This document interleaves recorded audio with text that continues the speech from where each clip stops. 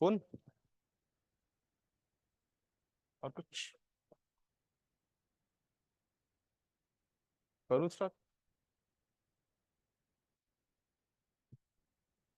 Good afternoon everyone. Energy नहीं है भाई, एनर्जी के साथ गुड आफ्टरनून एवरीवन। इसी एनर्जी के साथ क्लास लेंगे, फिजिक्स पढ़ेंगे, तभी मजा आएगा। ठीक है, तो इंट्रोडक्शन के तौर पर मेरा नाम अभय है और I am from IIT Bombay. तो बेसिकली, अरे थैंक यू एवरी। सबसे पहले मेरे को ये बताओ कि आप में से कितने लोगों ने थर्मोडायनेमिक्स पढ़ा है? नहीं। कितने लोगों ने नहीं पढ़ा? और बाकी लोग? सर हमने नहीं सुना। कोई बात नहीं है, सुन भी लेंगे, जान भी लेंगे, और कल तक हमारे एडवांस के प्रॉब्लम भी होने लगेंगे, तो डोंट वरी। ठीक है, तो बस सिंपल सी चीज है। एक चीज की जरूरत होगी मेरे को, the thing that is response. ठीक है, जितना अच्छा रिस्पॉन्स करोगे तुमको उतना अच्छा मजा आएगा पढ़ने में। ठीक है, तो एक सिंपल सा क्वेश्चन मैं पूछना चाहूंगा सबसे। हाँ, एक सिंपल सा क्वेश्चन होगा। कोई मेरे को ये बता सकता है कि व्हाट इज टेम्परेचर? हाँ, कोई भी बता सकता है? What is temperature? टेम्परेचर क्या होते हैं? अरे इतना तो एक्सपेक्ट कर सकता हूं ना मैं। टेम्परेचर किसी को पता है? चलो दूसरा। दूसरा अच्छा, बताओ बताओ।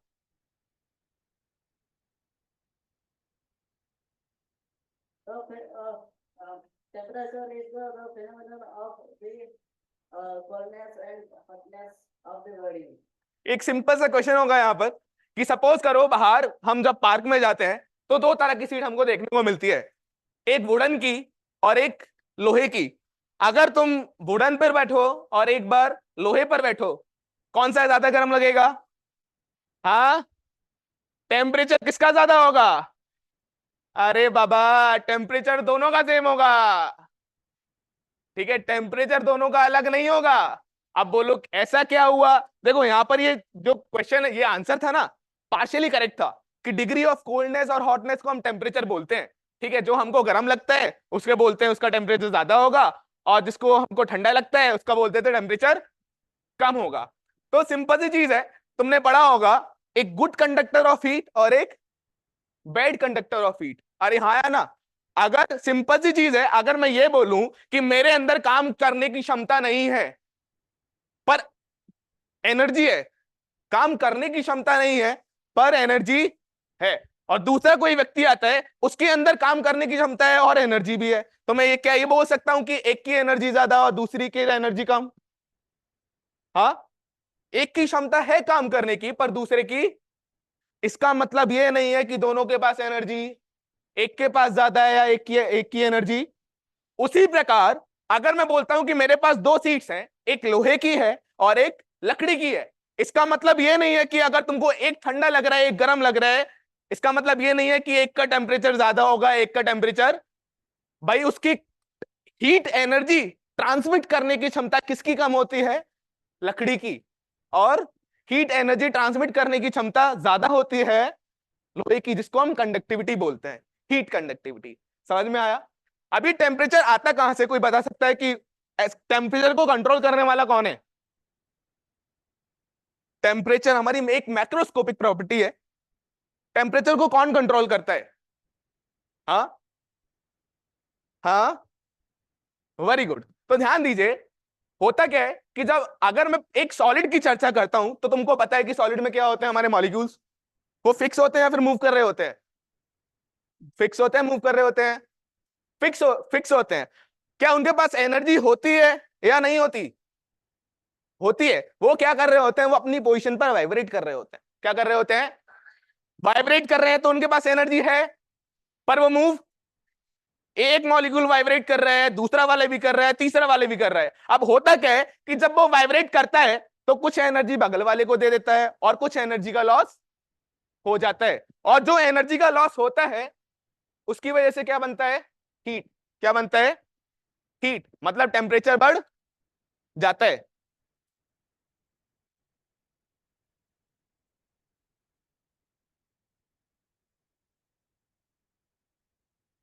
तो मैंने बोला कि जितना ज्यादा एनर्जी होगा मॉलिक्यूल का उतना तेज तेज वाइब्रेट करेगा। अरे हाँ या ना? जितना ज्यादा एनर्जी होगा उतना तेज तेज वाइब्रेट करेगा, और जितना तेज तेज वाइब्रेट करेगा उतना ज्यादा एनर्जी वो बगल वाले को देगा, क्योंकि वो भी वाइब्रेट कर रहा है। अरे ये दोनों कोलिजन कर रहे होते हैं। क्या कर रहे होते हैं? जितना तेज तेज वाइब्रेट करता है उतना ज्यादा एनर्जी बगल वाले को देता है, और उतना ही ज्यादा हीट का एनर्जी का loss in the form of heat, in the form of.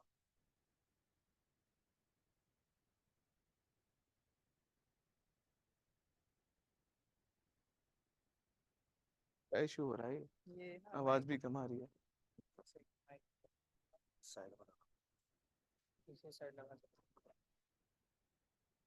इधर लगा। हेलो, माइक के वॉल्यूम बढ़ा। आवाज कम हो रही है, मेरे को चीखना पड़ रहा है। हाँ मैं कर देता हूँ। दूसरा माइक कौन है? हेलो,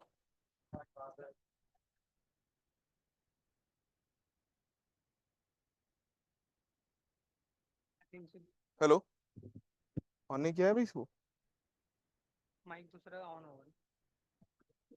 दूसरा माइक किसके पास है? अरे यार,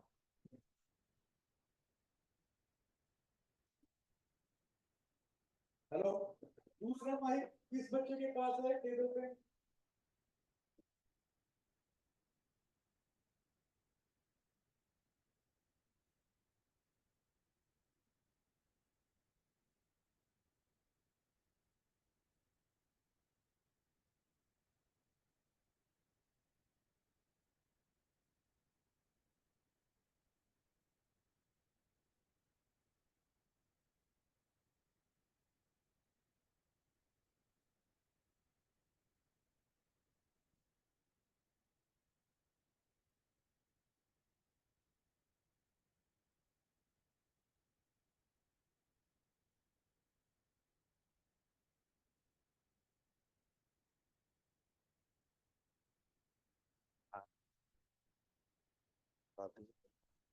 तो निकाल दूं? हाँ निकाल।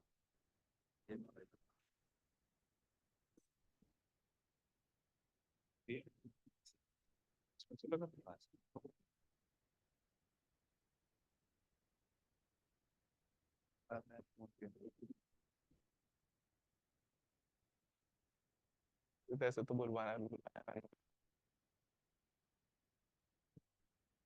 हेलो, हेलो,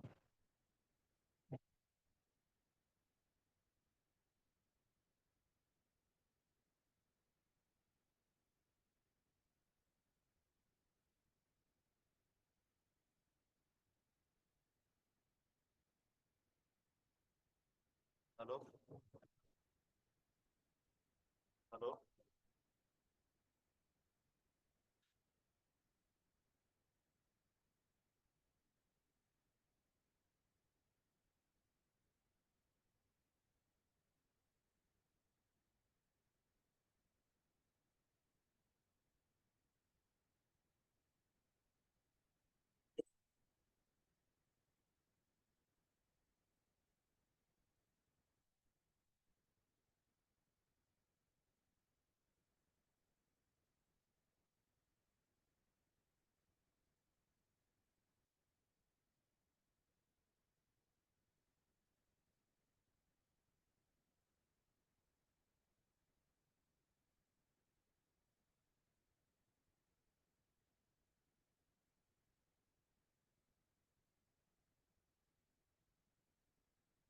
हाँ कितना टाइम लग जाएगा?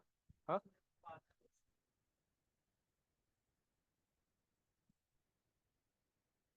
Hello, hello, am I audible for now? ठीक है।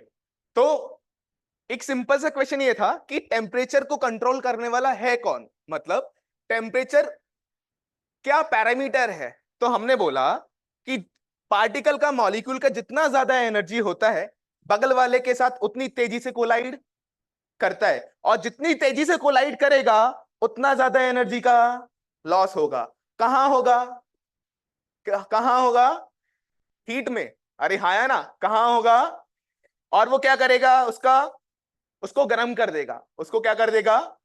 तो इसका मतलब मेरे को ये समझ में आया कि मॉलिक्यूल्स की जितनी ज्यादा एनर्जी होती है उतना ज्यादा टेम्परेचर होता है, उतना ज्यादा मॉलिक्यूल की एनर्जी कम होगी तो टेम्परेचर क्या होगा, कम होगा। ये किसके केस में, किसके केस में, अभी मैंने बताया सॉलिड्स के केस में, किसके केस में। बट जब हम गैसेस की बात करते हैं, गैसेस में क्या मॉलिक्यूल मूव कर सकते हैं, अरे हाँ या ना, मूव कर सकते हैं। तो जो जब कोई बॉडी मूव करती है तो उसके पास कौन सी एनर्जी होती है, काइनेटिक एनर्जी। जितनी ज्यादा रफ्तार होगी उतनी ज्यादा काइनेटिक एनर्जी होगी, और जितनी ज्यादा काइनेटिक एनर्जी होगी उतना तेजी से बगल वाले के साइड वो कोलाइड करेगा, और जितना तेजी से कोलाइड करेगा उतना ज्यादा एनर्जी का, और जितना ज्यादा एनर्जी का लॉस होगा उतना वो गर्म, हाँ या ना।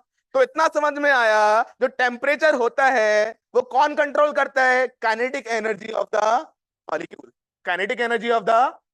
इतना समझ में आया ना टेम्परेचर के बारे में कि असल में टेम्परेचर होता क्या है। एक दूसरा पैरामीटर आता है प्रेशर।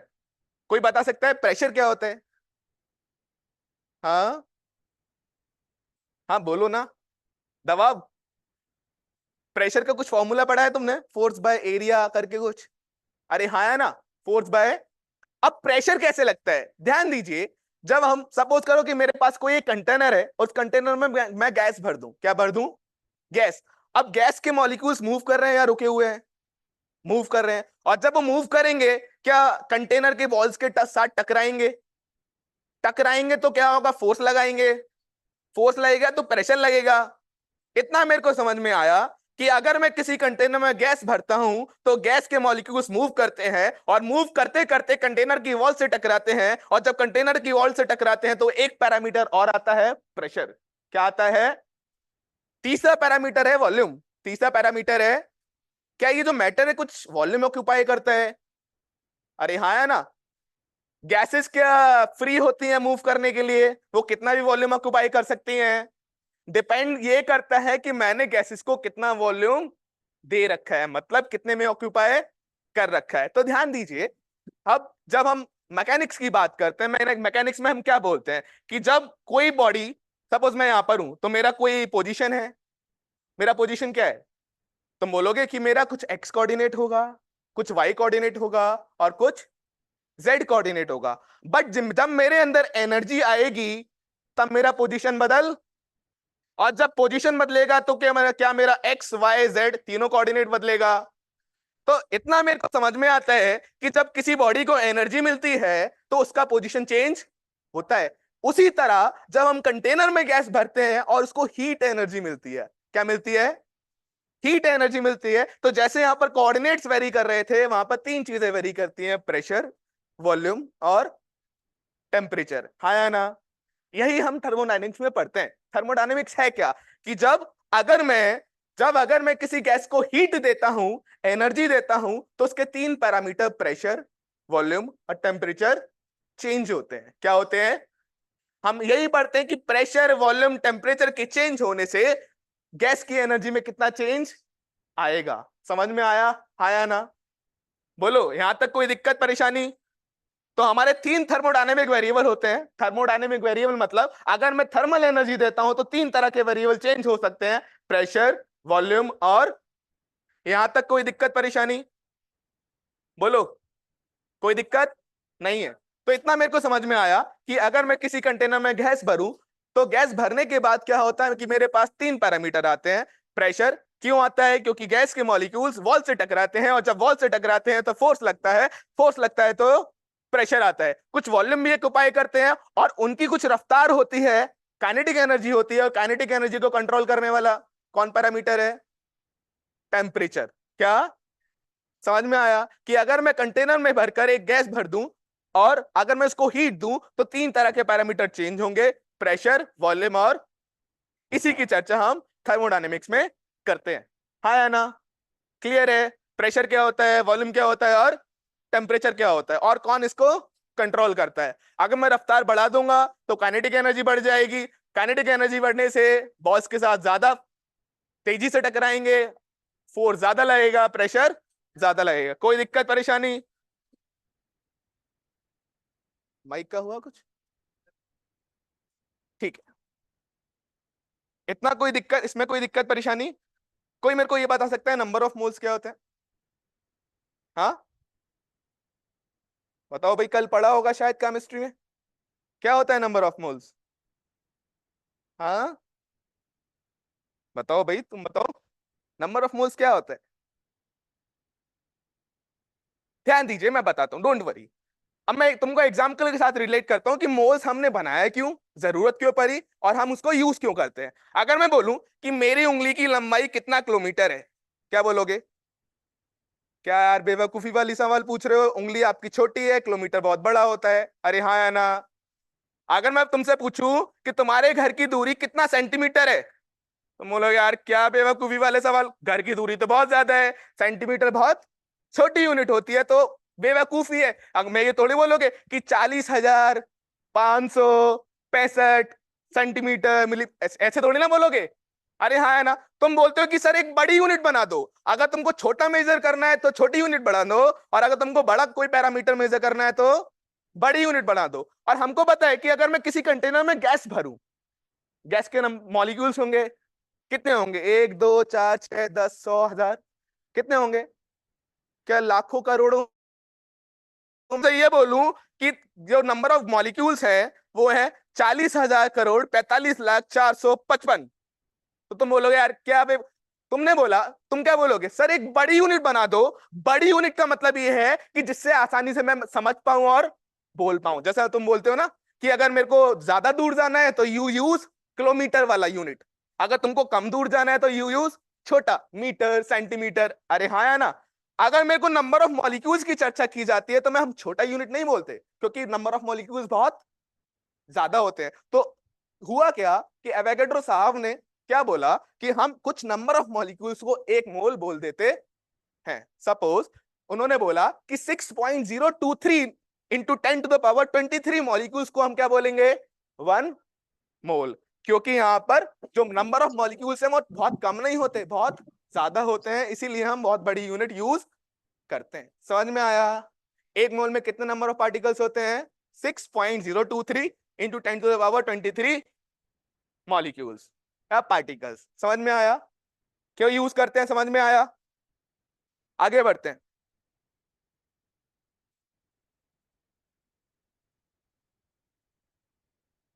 तो ध्यान दीजिए, थर्मोडायनेमिक्स हम क्या पढ़ने वाले? Thermo dynamics.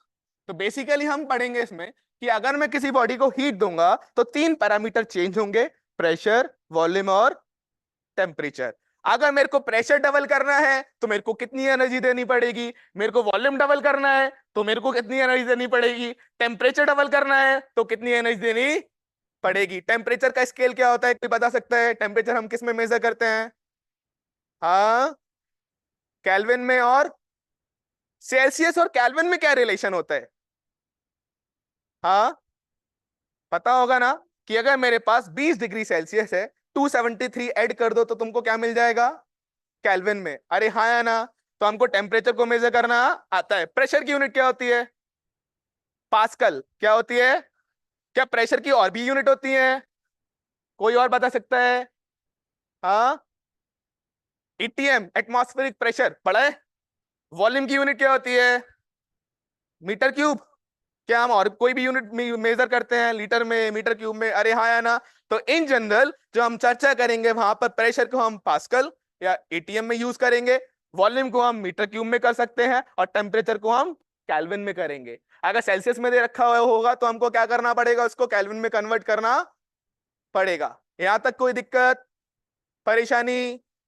अब सिंपल सा केस ये आता है कि अगर मैं तुमसे बोलूं कि प्रेशर, वॉल्यूम और टेम्परेचर, जब मैं किसी बॉडी को हीट करता हूं, किसी गैस को हीट करता हूं, तो ये 3 पैरामीटर चेंज होते हैं। अगर मैं बोलूंगा कि प्रेशर डबल हो गया तो वॉल्यूम और टेम्परेचर पे क्या फर्क पड़ा, कैसे बताओगे?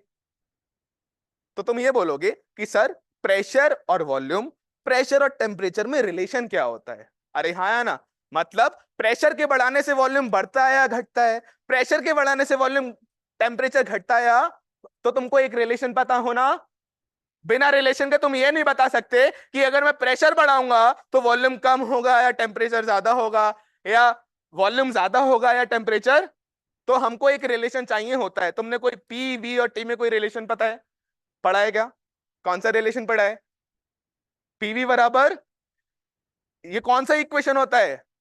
Ideal gas equation. अभी इसको समझते हैं और जानेंगे कि प्रेशर के बढ़ाने से कैसे वॉल्यूम टेम्परेचर चेंज होगा, वॉल्यूम के बढ़ाने से कैसे प्रेशर टेम्परेचर चेंज होगा, मतलब किसी एक को भी चेंज करने से बाकी दोनों कैसे चेंज होते। क्लियर है यहां तक? हाँ या ना? तो थर्मोडायनेमिक्स हम 3 वेरिएबल की चर्चा करने वाले हैं, प्रेशर, वॉल्यूम और टेम्परेचर। हाँ या ना? तो मैंने ये बोला, ये इन तीनों को हम क्या बोलते हैं? Thermodynamic variable, thermodynamic variable.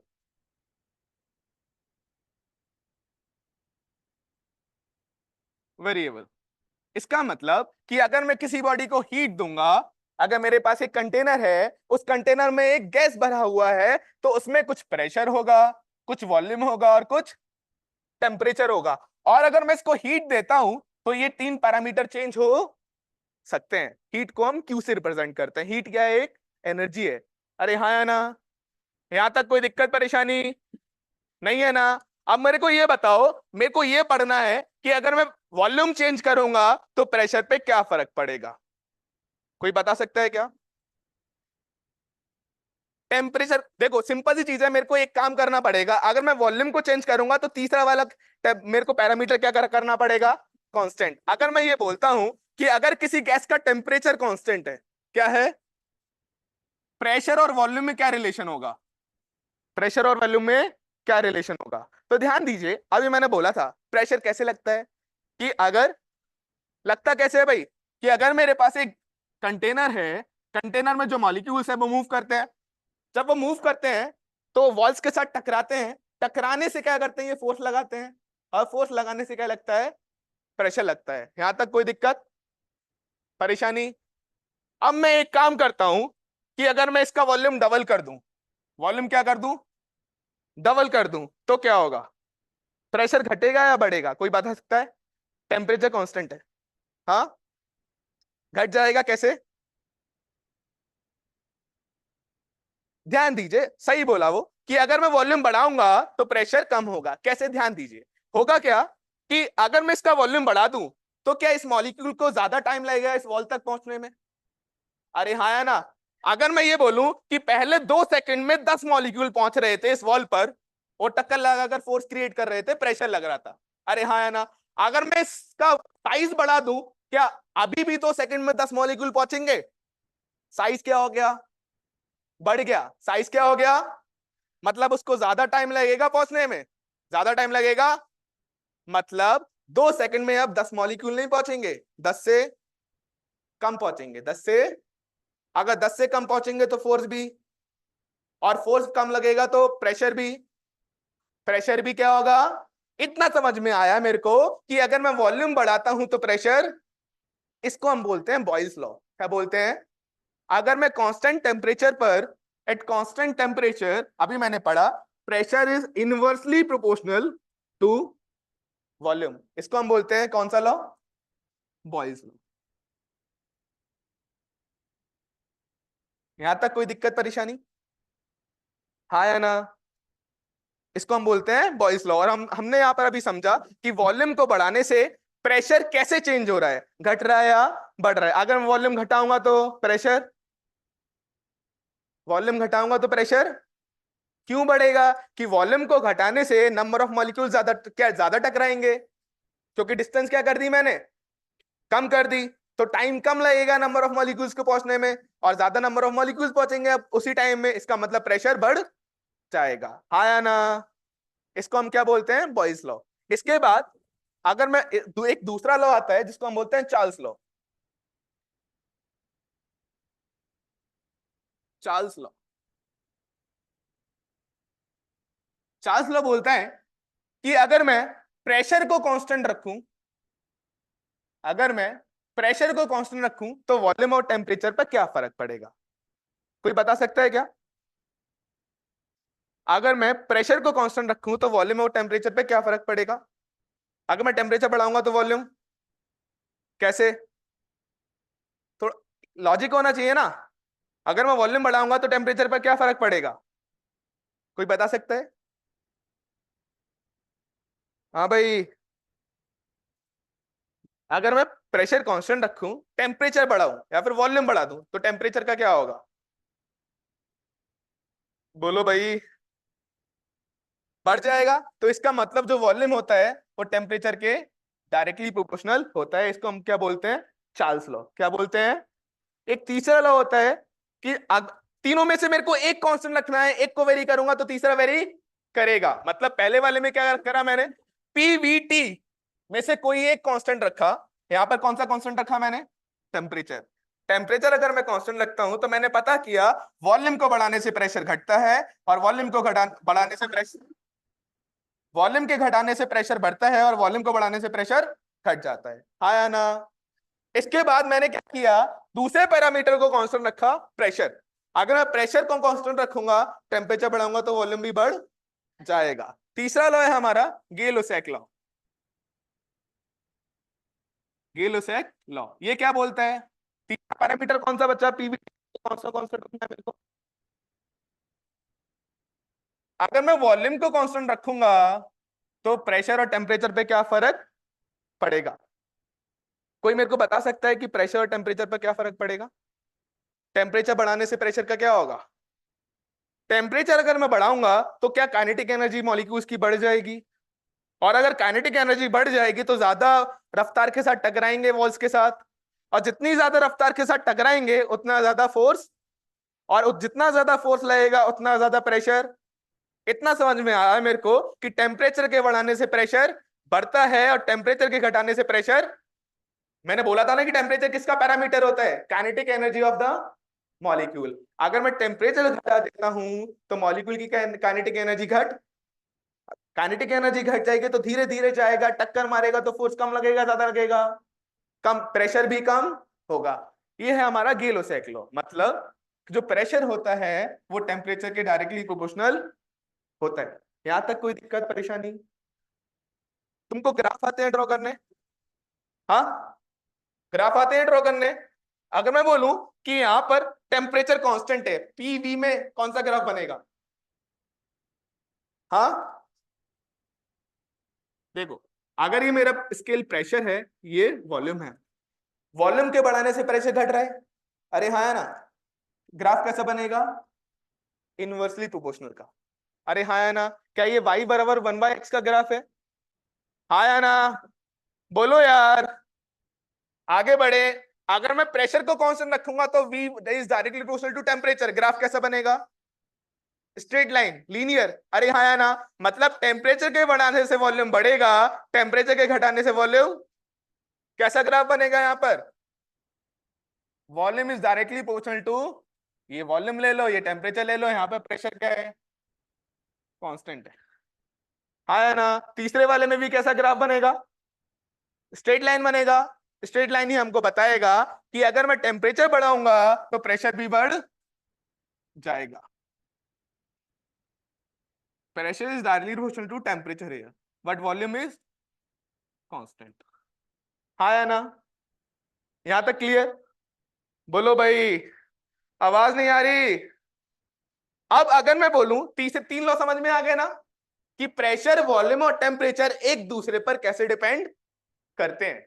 हाँ या ना? चौथा है कि अगर मैं बोलूं कि मेरे पास दो मटेरियल है, दो मटेरियल मतलब दो गैसेस हैं, दोनों का प्रेशर सेम है, वॉल्यूम सेम है और टेम्परेचर भी क्या है? सेम है। तो एवोगैड्रो साहब ने बोला था कि अगर मेरे पास दो गैसेस आती हैं, प्रेशर भी सेम हो, वॉल्यूम भी सेम हो और टेम्परेचर भी सेम हो, तो दोनों का अमाउंट ऑफ सब्सटेंस मतलब नंबर ऑफ मॉलिक्यूल्स क्या रहेगा? नंबर ऑफ मोल्स हमको क्या बताता है? नंबर ऑफ मोल्स बताता है अमाउंट ऑफ सब्सटेंस, कि कितना तेरे पास सब्सटेंस है। अरे हाँ या ना? गैस में क्या होते हैं? मॉलिक्यूल्स। तो मोल हमको बताएगा कि कितने नंबर ऑफ मॉलिक्यूल्स हैं हमारे पास। हाँ या ना? तो अगर मैं बोलूं कि मेरे पास दो गैसेस हैं, दोनों का प्रेशर, वॉल्यूम और टेम्परेचर सेम है, तो दोनों में क्या होगा? अमाउंट ऑफ सब्सटेंस मतलब नंबर ऑफ मोल्स क्या होंगे? सेम होंगे। नंबर ऑफ मोल्स क्या होंगे? कोई दिक्कत परेशानी? बोलो। ठीक है, तो मैंने बोला चौथा है हमारा Gay Lussac, sorry Avogadro law. Avogadro law. मतलब कि अगर मेरे पास दो गैसेस हैं, दोनों का प्रेशर, वॉल्यूम और टेम्परेचर बराबर है, तो मैं यहां से बोल सकता हूं कि दोनों के जो नंबर ऑफ मोल्स होंगे, number of moles of first gas and number of moles of second gas, क्या होने वाले हैं? ये equal. That is Avogadro law. है ना? इन चारों लॉ को जब हम मिलाते हैं, कंबाइन करते हैं, तो हमको एक मिलता है आइडियल गैस इक्वेशन, जो अभी तुम बता रहे थे। पीवी बराबर एनआरटी क्या होता है भाई? ये हमको बताता है कि तीनों में से अगर कोई भी चेंज करोगे तो बाकी दो पैरामीटर कैसे चेंज होंगे। अरे हाँ है ना? मेरे को यहाँ पे समझ में आ रहा है ना? पहले लॉ में देखो, पहले लॉ में मेरे को दिख रहा है ना कि यहां से मेरे को दिख रहा है कि अगर मैं टेम्परेचर को कांस्टेंट रखता हूं तो प्रेशर और वॉल्यूम कैसे हैं? मतलब प्रेशर इंटू वॉल्यूम क्या है? कांस्टेंट। प्रेशर इंटू वॉल्यूम क्या है? वॉल्यूम उधर जाएगा तो PV directly equal to number, constant हुआ ना? अरे हाँ है ना? यहां पर मेरे को क्या दिखा सेकंड लॉ में कि अगर प्रेशर कांस्टेंट है तो वॉल्यूम और टेम्परेचर डायरेक्टली प्रोपोर्शनल है। यहां पे मेरे को क्या दिख रहा है? प्रेशर और टेम्परेचर। अगर मैं सबको मिलाऊंगा तो देख पीवी बराबर एन आर टी। इस इक्वेशन को जरा एनालाइज कर। अगर टेम्परेचर कांस्टेंट है तो क्या प्रेशर वॉल्यूम इनवर्सली प्रोपोर्शनल है? यहां पर टेम्परेचर कांस्टेंट होगा तो आर है तेरा गैस कांस्टेंट। क्या है? जब इस प्रोपोर्शनल का साइन हटता है ना, एक नंबर आता है, इसको हम बोलते हैं गैस कांस्टेंट। इस गैस कांस्टेंट की एक वैल्यू होती है 8.314। 8 पॉइंट यूनिट है जूल पर केजी पर केल्विन। जूल पर केजी पर केल्विन। ठीक है? और एन क्या है हमारा? Number of moles. ठीक है?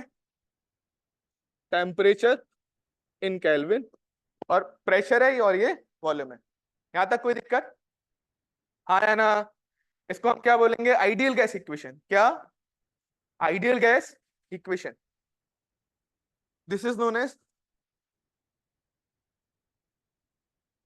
Ideal gas equation. यहां तक क्लियर है? बोलो, कोई डाउट किसी को? बोलो, किसी को कोई डाउट है? पक्का? क्या मैं आगे बढ़ सकता हूं? ये इक्वेशन समझ में आया? ये इक्वेशन हमको यह क्या बताता है कि अगर मेरे पास तीन वेरिएबल हैं, प्रेशर, वॉल्यूम और टेम्परेचर, अगर मैं तीनों में से किसी को भी चेंज करूंगा तो बाकी दोनों पे क्या फर्क पड़ेगा। क्लियर? आगे बढ़ू? ध्यान दो। अब मेरे को केवल ये बताना, मेरे को केवल ये बताना कि अगर मैं टेम्परेचर किसी भी गैस का 200 केल्विन रखता हूं, क्या रखता हूं? 200 केल्विन। प्रेशर है मेरा 2 atm। प्रेशर है मेरा 2 एटमॉस्फेरिक प्रेशर, है ना? और वॉल्यूम है मेरा 1 मीटर क्यूब। वॉल्यूम है मेरा। अब मैं एक तुमसे क्वेश्चन पूछता हूं कि अगर प्रेशर को अगर मैं कांस्टेंट रखूं, प्रेशर को क्या रखूं, और टेम्परेचर तेरा डबल कर दूं, टेम्परेचर को कर दूं मैं 400 केल्विन, बताओ वॉल्यूम क्या होगा? जल्दी बताओ। अगर मैं टेम्परेचर को डबल करता हूं, प्रेशर को कांस्टेंट रखता हूं, तो वॉल्यूम क्या होगा? टेम्परेचर क्या हुआ? टेम्परेचर क्या हुआ? डबल। अगर मैंने प्रेशर को कांस्टेंट रखा, अभी मैंने आइडियल गैस इक्वेशन का यूज करो ना, पीवी बराबर एनआरटी। हाँ या ना? अगर मैं इसको प्रेशर को कांस्टेंट रखता हूं तो अगर मैं टेम्परेचर बढ़ाऊंगा तो वॉल्यूम भी बढ़। अरे हाँ या ना? टेम्परेचर क्या किया मैंने? डबल, तो वॉल्यूम भी क्या हो जाएगा? तो फाइनल वॉल्यूम क्या हो जाएगा? 2 मीटर क्यूब। हाँ या ना? कोई दिक्कत परेशानी?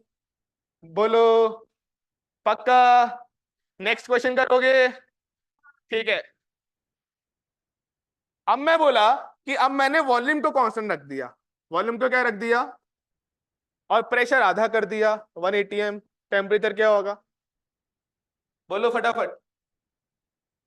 अगर मैं वॉल्यूम को कांस्टेंट रखूं और प्रेशर को आधा कर दिया, आधा किया ना, टेम्परेचर क्या होगा? ठीक। अगर मैं वॉल्यूम को कांस्टेंट रखकर प्रेशर को आधा करूंगा तो टेम्परेचर भी क्या हो जाएगा? अब टेम्परेचर क्या हो जाएगा? अब टेम्परेचर क्या हो जाएगा 100, समझ में आया? आया ना?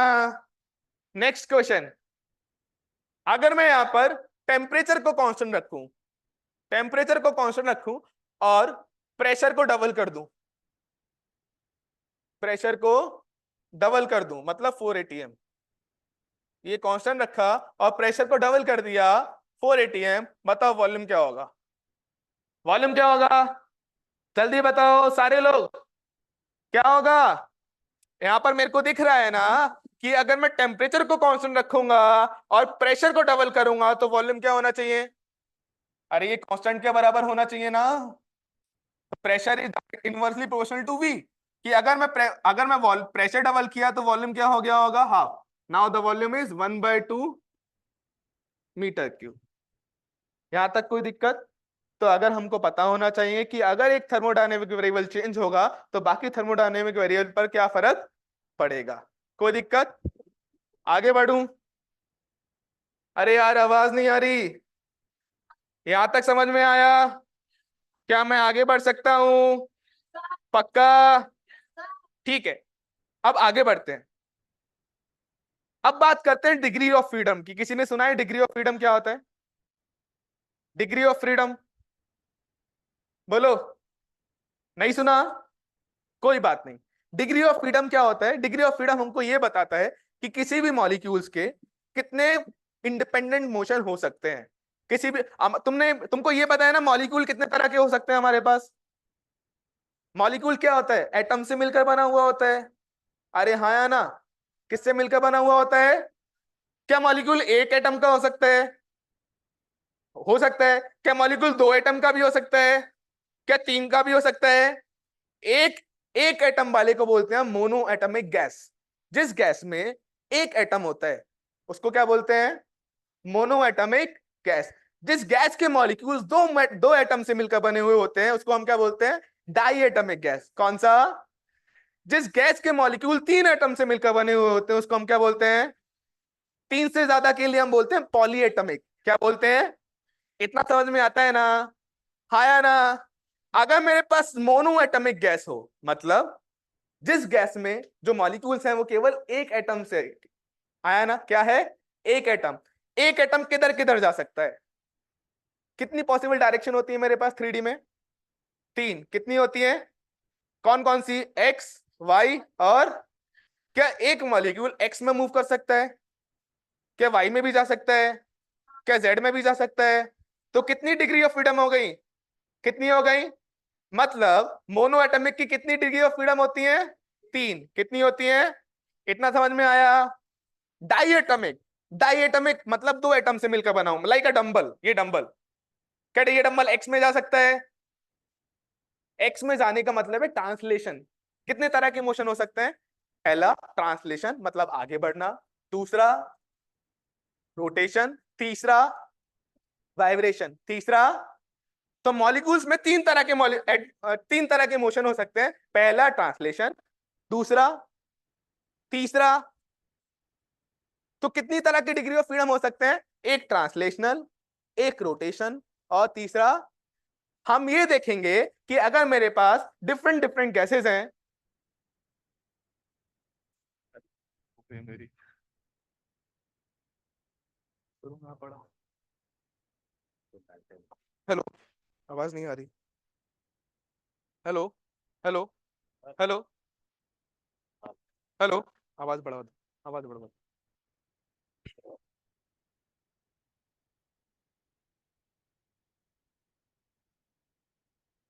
ठीक है, तो अभी हमको देखना है कि हमारे जो गैसेस हैं उनके मॉलिक्यूल कितनी तरह के मोशन कर सकते हैं। पहला ट्रांसलेशन कर सकता है, दूसरा रोटेशन कर सकता है, तीसरा। तो कितनी तरह के मोड्स हो सकते हैं? ट्रांसलेशनल मोड, रोटेशनल मोड और वाइब्रेशनल मोड। अब मैंने ये बोला कि अगर मेरे पास मोनो एटमिक गैस है मतलब जिस गैस में एक एटम से मिलकर मॉलिक्यूल बना हुआ है, अब वो एक एटम एक्स में जा सकता है, वाई में जा सकता है और तो कितनी ट्रांसलेशनल डिग्री ऑफ फ्रीडम हो गई? कितनी तरह के मोशन हो गए? तो कितनी ट्रांसलेशन डिग्री ऑफ फ्रीडम होती है मोनो एटमिक में? क्या ये मोनो एटमिक घूम भी सकता है? मतलब क्या एटम घूम भी सकता है?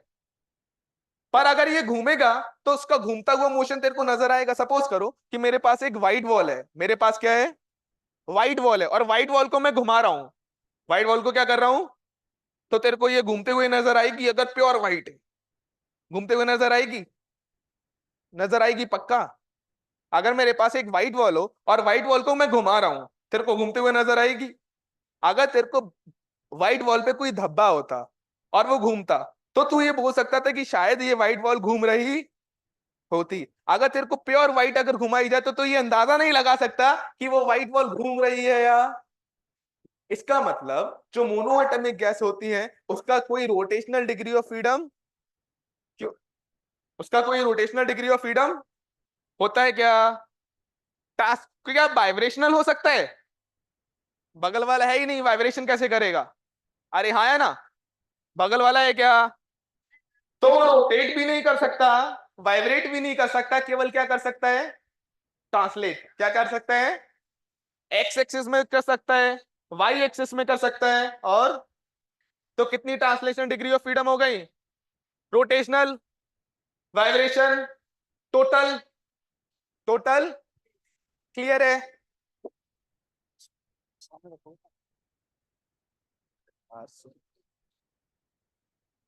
और टाइम निकल गया। हेलो,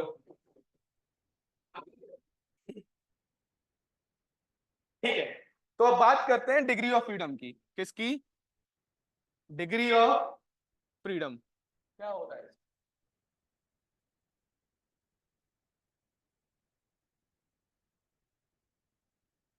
हेलो, हेलो, हेलो, अभी क्लियर है ना? ठीक है, तो अब बात करेंगे डिग्री ऑफ फ्रीडम की। तो हमने बोला जो डिग्री ऑफ फ्रीडम होती है ये हमको क्या बताती हैं कि कितने तरह के इंडिपेंडेंट मोशन हो सकते, कितनी तरह के इंडिपेंडेंट मोशन हो सकते हैं। तो डिग्री ऑफ फ्रीडम बताती है total number of independent independent motion. तो सिंपल सी चीज है, हमने बोला कि हमारी जो गैसेस होती हैं वो मोनोएटॉमिक भी हो सकती हैं। कोई एग्जांपल बता सकता है मोनोएटॉमिक का? हीलियम इनर्ट गैस होती है ना? अरे हाँ है ना? आर्गन क्या मोनोएटॉमिक गैस है? डाइएटॉमिक का तो बता दो यार, तुम्हारे आसपास घूम रही है। हाँ, O2 और N2। ट्राइएटॉमिक का भी बता दो, वो भी तुम्हारे आसपास है। CO2 कौन सा? Carbon dioxide. तो सिंपल सी चीज है कि अगर मैं किसी कंटेनर में गैस भरूंगा तो वो आर्गन, नियोन मतलब मोनोएटॉमिक भी हो सकती है, ऑक्सीजन, नाइट्रोजन डाइएटॉमिक भी हो सकती है, या फिर CO2 टाइप की कोई ट्राइएटॉमिक गैस भी हो सकती है। समझ में आया? ठीक है, तो हमने बोला कि डिग्री ऑफ फ्रीडम को एफ से डिनोट करते हैं और ये हमको बताता है कि कितनी तरह के इंडिपेंडेंट मोशन हो सकते हैं। और कितने तरह के पढ़े हमने? तीन। कितने तरह के? पहला मोशन ट्रांसलेशन, दूसरा मोशन तीसरा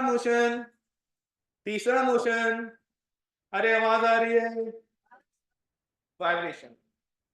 तो हमने बोला कि जब हम मोनोएटॉमिक गैस की चर्चा करते हैं, मोनोएटॉमिक मोनोएटॉमिक का मतलब जो हमारे मॉलिक्यूल्स हैं वो कितने एटम से मिलकर बने हुए हैं? Single atom.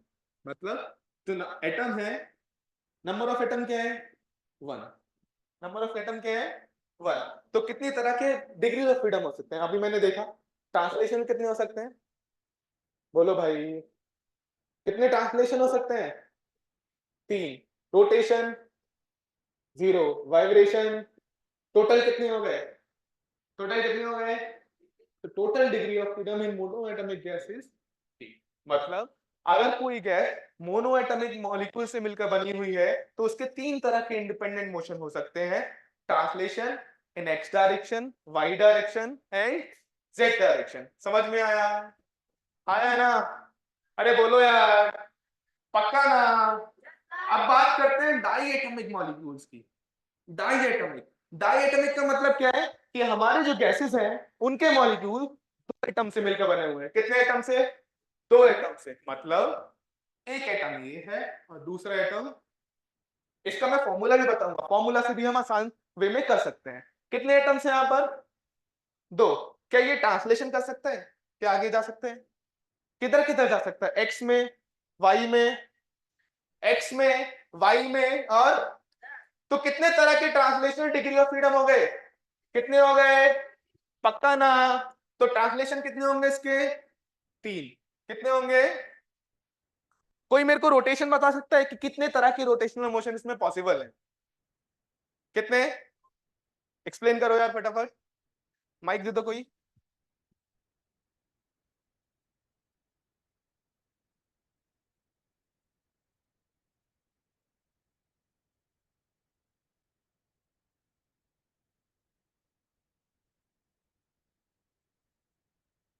हाँ एक एक्सियल में हो सकता है और एक परपेंडिकुलर। हाँ जी, सर एक लाइन ऑफ एक्सिस से परपेंडिकुलर हो सकता है। हाँ जी।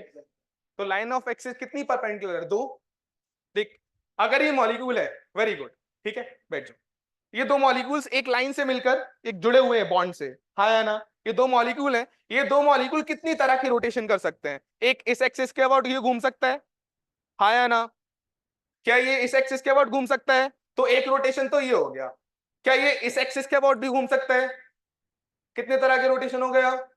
क्या ये इस एक्सिस के अबाउट भी घूम सकता है? घूम तो सकता है, पर इसका मोशन पता चलेगा क्या? अगर ये ऐसे ऐसे घूमेगा तो पता चलेगा क्या? कितने हो गए रोटेशन? तो कितने डिग्री ऑफ फ्रीडम हो गए रोटेशनल? कितने हो गए? तो कितने रोटेशनल डिग्री ऑफ फ्रीडम हो सकते हैं? रोटेशनल कितने हो सकते हैं? 2। कितने हो सकते हैं? टोटल कितने हो गए? टोटल कितने हो गए? 5। टोटल हो गए 5। कोई दिक्कत परेशानी? अरे हाँ या ना? आगे बढ़ा जाए, आगे बढ़ा जाए, ठीक है। अब तुम्हारी तीसरी गैस कौन सी हो सकती है? बोलो, तीसरा क्या हो सकता है? Try atomic. ट्राई एटमिक का मतलब कोई बताएगा फटाफट? बोलो, ट्राई एटमिक। ट्राई एटमिक का मतलब इस गैस के मॉलिक्यूल 3 एटम से मिलकर बने हुए हैं। कितने एटम? 3 एटम। अब वो ये जो ट्राई एटमिक होती है वो 2 तरह की हो सकती है। कोई बता सकता है कौन कौन सी? बताओ बताओ, हाँ बताओ।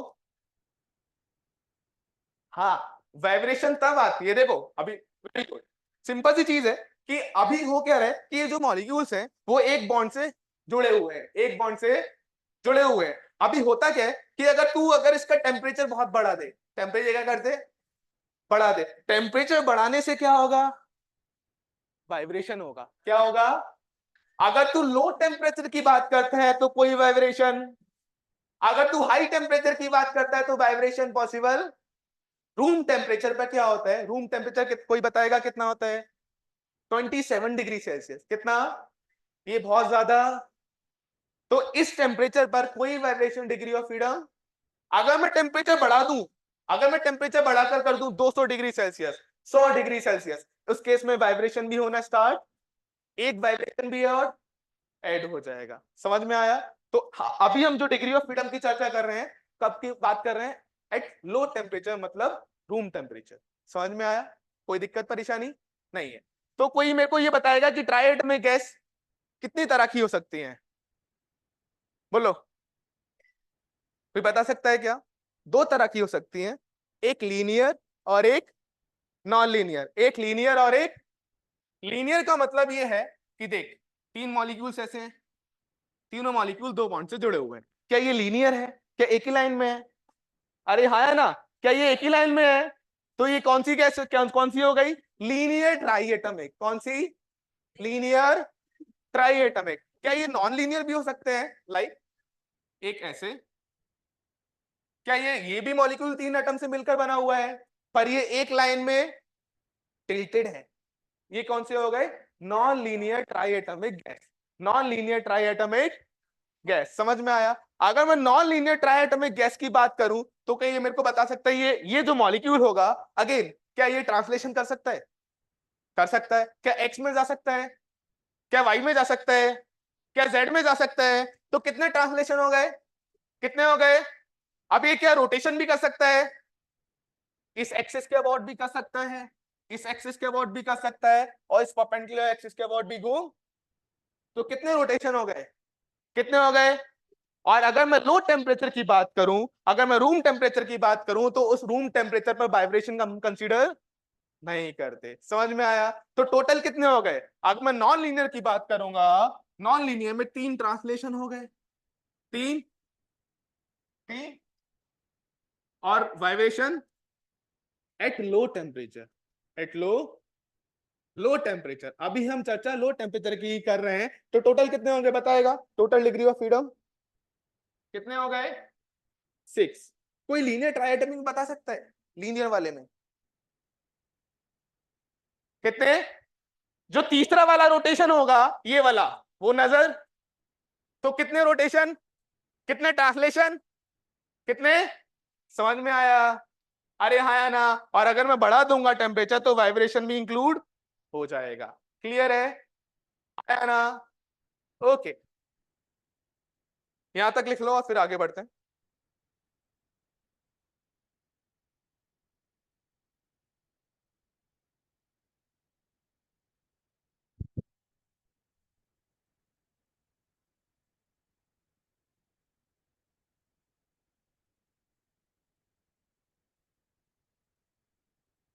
यहां तक क्लियर है ना। तो हमने कितनी तरह की गैसेस पढ़ी अभी, 3। कितनी, पहली मोनो, दूसरी, तीसरी। यार एनर्जी नहीं है, पहली, दूसरी, तीसरी। ट्राया में भी पहली, दूसरी। अब फटाफट से ट्रांसलेशन डिग्री ऑफ फ्रीडम बताओ, ट्रांसलेशन कितनी होती है मोनो में, रोटेशन, वाइब्रेशन, टोटल कितनी हो गई। डाया में कितने ट्रांसलेशन पॉसिबल है, रोटेशन, टोटल। समझ में आया। ट्राया में 2 तरह की गैसेस, एक लीनियर और एक नॉन लीनियर में कितने ट्रांसलेशन हो सकते हैं, एक्स वाई। तो कितने ट्रांसलेशन डिग्री ऑफ फ्रीडम हो गए, कितने तरह के रोटेशन हो सकते हैं, टोटल कितने हो गए। अगर मैं टेम्परेचर भी बढ़ा दूंगा तो वाइब्रेशन भी आ जाएगा। क्लियर है, अरे हाँ या ना, पक्का। ओके, तो मेरे को ये समझ में आता है कि अगर मेरी गैस मोनो, डाया या ट्राया से बनी हुई हो तो उसमें कितने तरह के डिग्री ऑफ फ्रीडम, मतलब कितने तरह के इंडिपेंडेंट मोशन हो सकते हैं। क्लियर है, हाँ या ना। ओके, इसके बाद आगे बढ़ते हैं। अब मैं ये बोल रहा हूं कि हमारे पास एक लॉ और आता है, law of equi partition of energy. ये हमको बताता है कि अगर कोई बॉडी अगर एक्स एक्सिस के अलोंग मूव कर रही है, अगर कोई मॉलिक्यूल एक्स एक्सिस के अलोंग मूव कर रहा है, मतलब उसका डिग्री ऑफ फ्रीडम के करस्पॉन्डिंग जो एनर्जी होती है वो कितनी होती है, कितनी होती है, हाफ के टी। कितनी, हाफ के टी। अब ये के क्या होता है इसको थोड़ा समझते हैं, समझ, आगे बढ़े, बोलो। अभी हमने आइडियल गैस इक्वेशन पढ़ा था, बताएगा कोई दोबारा जोर से। पीवी बराबर एनआरटी। पी क्या था, वी क्या था, एन क्या था, आर क्या था, ये क्या था, टेम्परेचर क्या था। अब मैंने बोला कि नंबर ऑफ मोल्स होते क्या हैं, नंबर ऑफ मोल्स क्या होते हैं। हमने ये पढ़ा कि एक मोल में कितने एटम्स होते हैं, 6.023 इंटू 10 टू द पावर, इसको हम क्या बोलते हैं, एवोगैड्रो नंबर। क्या बोलते हैं, एवोगैड्रो नंबर को हम डिनोट करते हैं Na, that is 6.023 into 10 to the power 23 particles. अरे हाँ या ना। अब मैं बोला कि n नंबर में कितने मोल्स होंगे, एक मोल में कितने होते हैं, n नंबर में कितने होंगे, n by Na, n by, तो नंबर ऑफ मोल्स होता क्या है, number of particles divided by Avogadro number. Simple सी चीज है ना। एक में n है, अरे हाँ है ना, एक में Na है, तो n में कितने होंगे, n बाय, पक्का, हाँ या ना। तो मैं इसको यहां पर ये भी लिख सकता हूं, n क्या है हमारे, number of particles in the gas, number of particles in gas. कोई दिक्कत, ठीक है। तो मैं यहां पर ये लिख सकता हूं, पीवी बराबर नंबर ऑफ मोल्स क्या होगा, n बाई Na, अरे हाँ या ना, r इंटू n क्या है, n क्या है, नंबर ऑफ पार्टिकल्स है, नंबर ऑफ मॉलिक्यूल। Na क्या है, क्या ये एक कांस्टेंट है, क्या ये भी कांस्टेंट है, इस कांस्टेंट का वैल्यू क्या था, 8.31 इस कांस्टेंट का वैल्यू क्या था? अरे हाँ है ना, क्या इन दोनों को डिवाइड करूंगा तब भी एक कांस्टेंट आएगा? इसको हम बोलते हैं बोल्ट्जमैन कांस्टेंट। क्या बोलते हैं? KB, that is known as KB, N KB into T. KB है हमारा N by N A, R by N A, R by N A, और इसका जो वैल्यू आता है वो आता है 1.38 इंटू 10⁻⁻23 जूल पर मोल पर केल्विन। क्लियर है? अरे हाँ या ना? तो हमारी आइडियल गैस इक्वेशन दो तरह से लिख सकते हैं, पीवी बराबर एनआरटी, जहां पर एन होता है नंबर ऑफ मोल्स, और दूसरी तरह से लिख सकते हैं पीवी बराबर एन केबीटी, जहां पर एन क्या होता है? Number of particles in the gas. समझ में आया? अरे हाँ या ना? तो अब और आगे बढ़ते हैं। हमने बोला कि अभी हमने सीखा कि हमारे जो मॉलिक्यूल्स हैं वो कितने तरह के मोशन कर सकते हैं। अगर वो एक्स एक्सिस में जा रहा होगा तो उसके पास कितनी एनर्जी होगी? कितनी एनर्जी होगी अभी बताया मैंने। अगर 1 डिग्री ऑफ फ्रीडम के करस्पॉन्डिंग जो एनर्जी होती है वो होती है हाफ केबी। अभी मैंने तुमको ये भी बताया था ना कि जो एनर्जी होती है वो कौन कंट्रोल करता है, या फिर टेम्परेचर कौन कंट्रोल करता है? काइनेटिक एनर्जी कौन कंट्रोल करता है? अगर मैं टेम्परेचर बढ़ा दूं, टेम्परेचर बढ़ाने का मतलब क्या है? मैं पार्टिकल की क्या बढ़ा रहा हूं, और टेम्परेचर घटा दूं तो? अरे हाँ या ना? तो अगर एक्स में जा रहा है या वाई में जा रहा है या जेड में जा रहा है, अगर एक्स में जाएगा तो एक्स में कुछ एनर्जी होगी, वाई में जाएगा तो वाई में कुछ एनर्जी होगी, जेड में जाएगा तो, एक्स में जाएगा तो हाफ के टी, वाई में जाएगा तो भी इतनी होगी, जेड में जाएगा तो भी। हर डिग्री ऑफ फ्रीडम के करस्पॉन्डिंग कितनी एनर्जी होती है? हाफ के टी। के का वैल्यू हमको पता है, टेम्परेचर का वैल्यू हम किस में डालते हैं? केल्विन में। किस में डालते हैं? रूम टेम्परेचर केल्विन में कितना होगा? कितना होगा? अगर मैं ये बोलूं कि अगर मेरे पास एक मॉलिक्यूल है वो मोनो एटमिक है, कितना है? मोनो एटमिक, तो मेरे को बता सकते हो कि कितनी डिग्री ऑफ फ्रीडम होंगी उसकी? कितनी होंगी? कितनी होंगी? एक के करस्पॉन्डिंग एनर्जी 3 के करस्पॉन्डिंग क्या होगा? 3 से मल्टीप्लाई कर देगा, 3 से क्या करेगा? ठीक है, तो अब मैं बोलूंगा कि energy for F degree of freedom, energy for F degree of freedom, degree of freedom कितना होगा? एफ इंटू हाफ के बी टी। क्लियर है? अरे हाँ या ना? तो फटाफट मेरे को एनर्जी बता, मोनो एटमिक की एनर्जी कितनी होगी? मोनो की कितनी डिग्री ऑफ फ्रीडम होते हैं?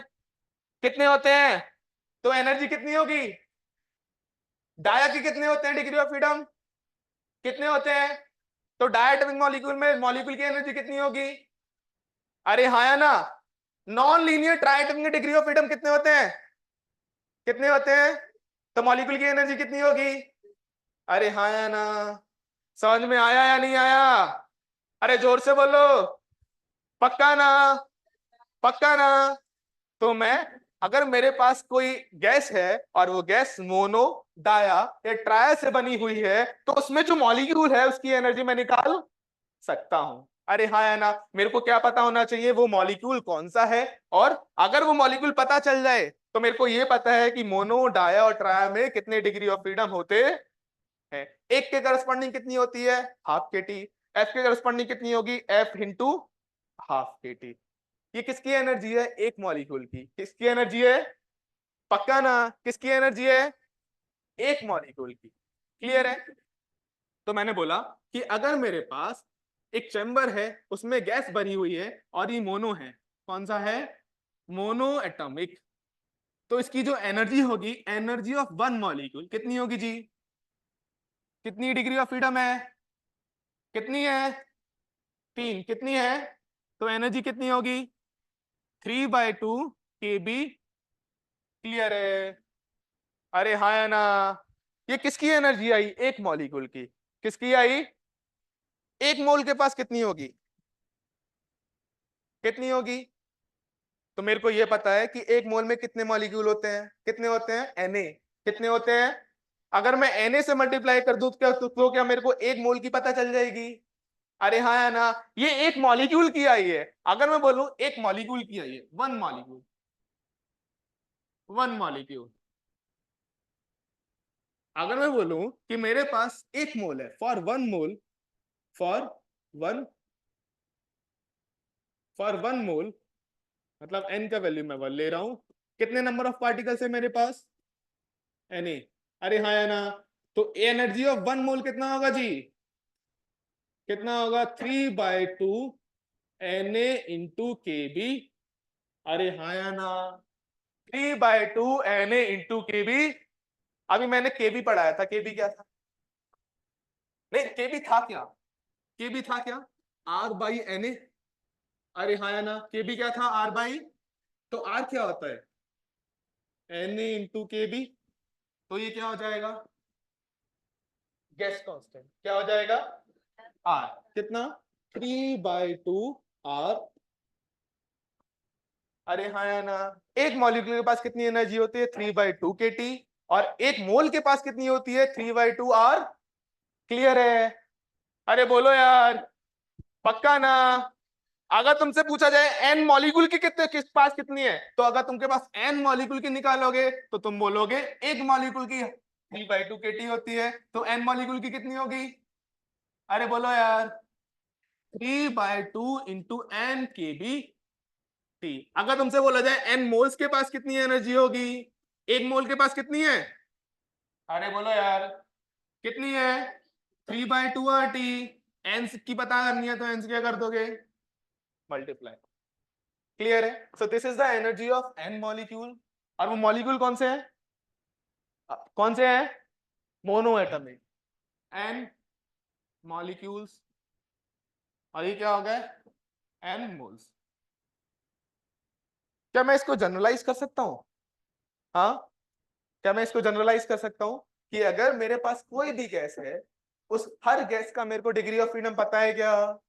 अरे बोलो यार, क्या मेरे को मोनो डाया ट्राया के डिग्री ऑफ फ्रीडम पता है क्या? अरे हाँ है ना, तो अभी मैंने बोला कि मेरे पास कोई भी गैस हो, एनी गैस, क्या मेरे को उसका डिग्री ऑफ फ्रीडम पता है? एफ। क्या पता है? एफ। एक मॉलिक्यूल के पास कितनी है? एक डिग्री ऑफ फ्रीडम के करस्पॉन्डिंग कितनी है? हाफ के टी। कितनी है? कितनी ऑफ डिग्री ऑफ फ्रीडम है किसी भी गैस में? एफ। तो this is the energy of one molecule, the energy of कोई भी गैस हो, हर गैस का मेरे को डिग्री ऑफ फ्रीडम पता है। मोनो का 3, डाया का 5। अरे हाँ या ना, बोलो। अगर मेरे से एक मोल का पूछा जाता तो क्या लिखता? केबी की जगह क्या आ जाएगा? केबी की जगह क्या आ जाएगा? तो अगर मेरे को एक मोल का पूछा जाए, energy of one mole of gas is equal to F/2 R T. Clear है? पक्का ना? अगर मेरे को एन मॉलिक्यूल का पूछा जाता तो एन से मल्टीप्लाई कर देता, एन मोल्स का पूछा जाता तो एन से मल्टीप्लाई कर देता। अब मैं तुमसे क्वेश्चन कराऊंगा और तुम ही करोगे। कंसेप्ट समझ में आ गया ना? अरे सारे लोग बोलो, पक्का ना? क्या मैं ये समझ सकता हूं कि तुम लोगों को जो मैंने पढ़ाया वो आ गया? क्या तुम क्वेश्चन कर सकते हो? बिल्कुल कर सकते हो। अब मैं तुमसे क्वेश्चन कर रहा हूं। क्लियर है? आगे बढ़ू? ठीक है, क्वेश्चन लिखो। Find the find the energy of 2 moles of gas, 2 moles of monoatomic gas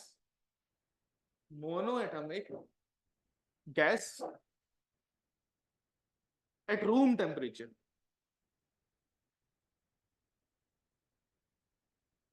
At room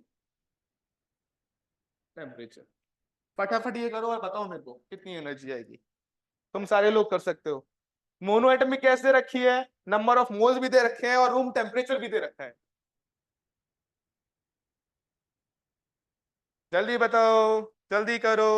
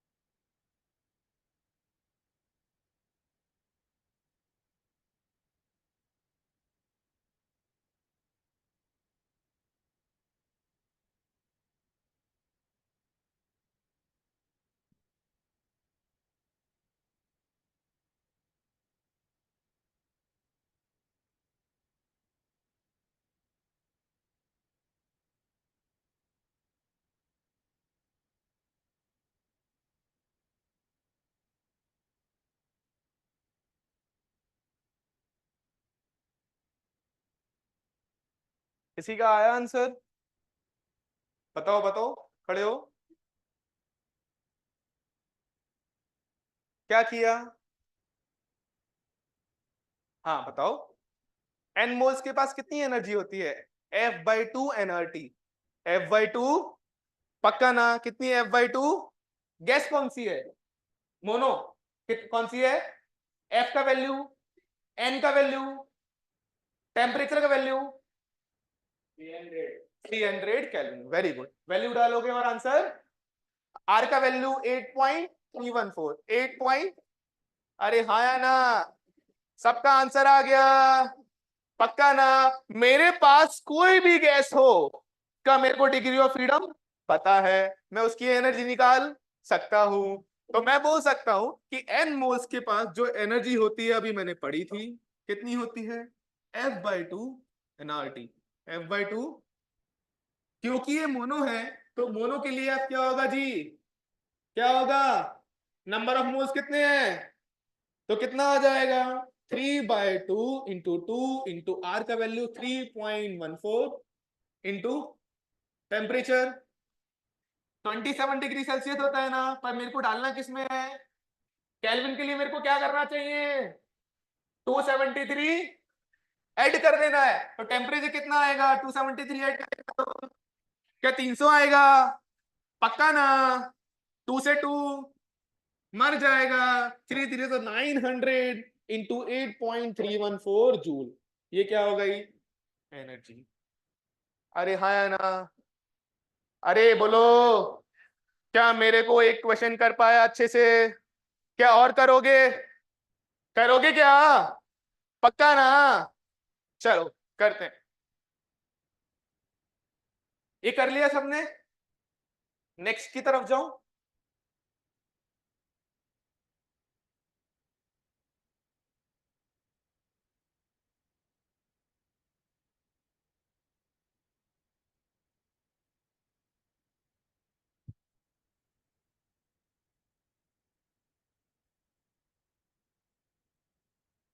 हम लास्ट में रिवाइज करेंगे जो हमने पढ़ा, सब एक ही बार में, समरी में। ठीक है, पोयम की तरह। क्लियर है? क्या मैं आगे बढ़ सकता हूं फटाफट से? Next question. Next question, find the energy of 100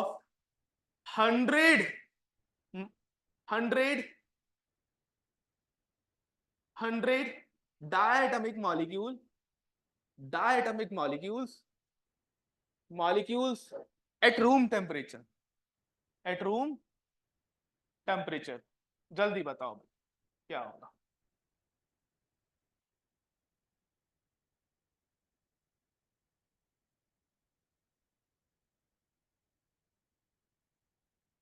कर लोगे?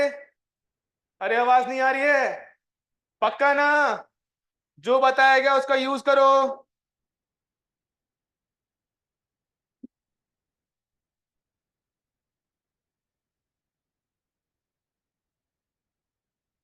कोई बताएगा क्या मेरे को एक मॉलिक्यूल के पास कितनी एनर्जी होती है? जल्दी बताओ।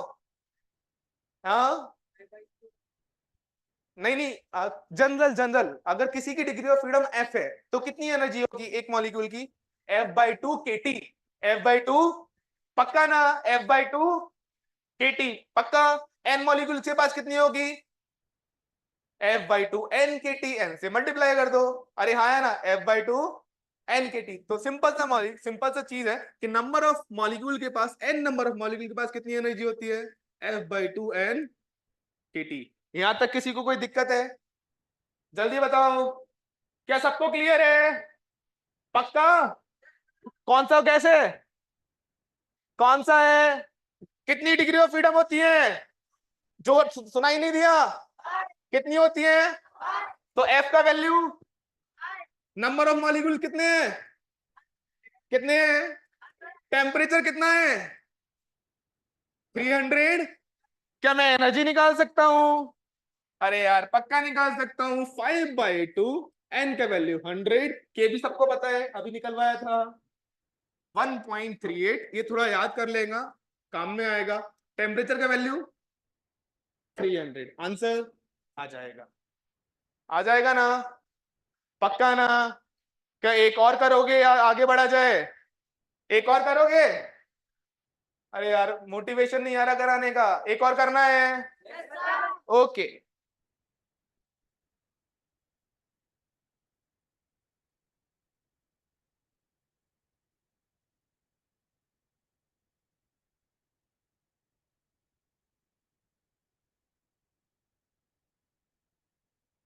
करिए।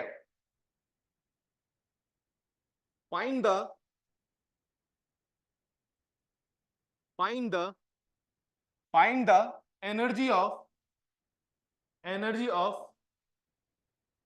5 moles of 5 moles of non-linear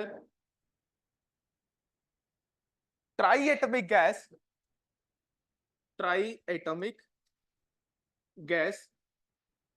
at room temperature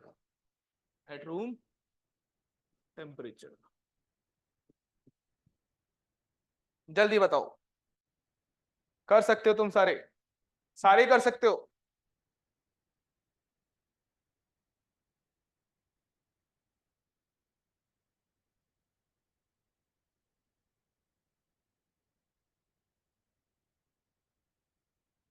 कोई बताएगा कैसे कर रहे हैं? अरे कोई बताना चाहेगा? कौन बताना चाहेगा? अरे हाथ खड़ा करो कोई तो। तुम बताओगे?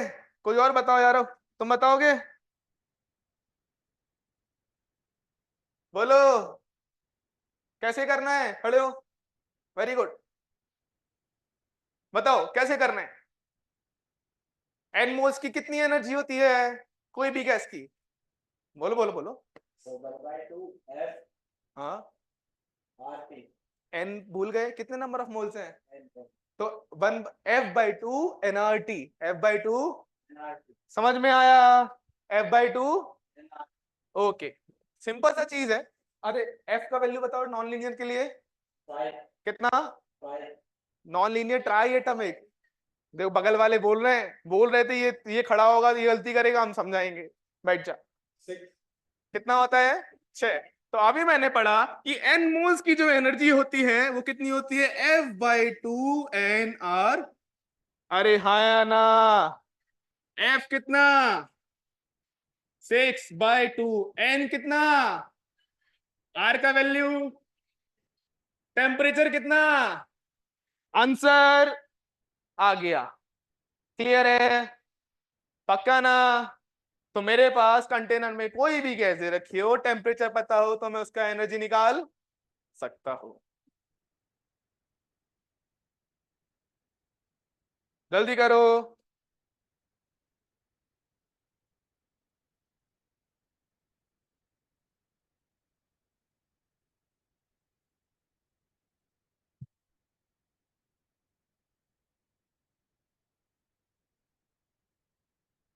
क्लियर है?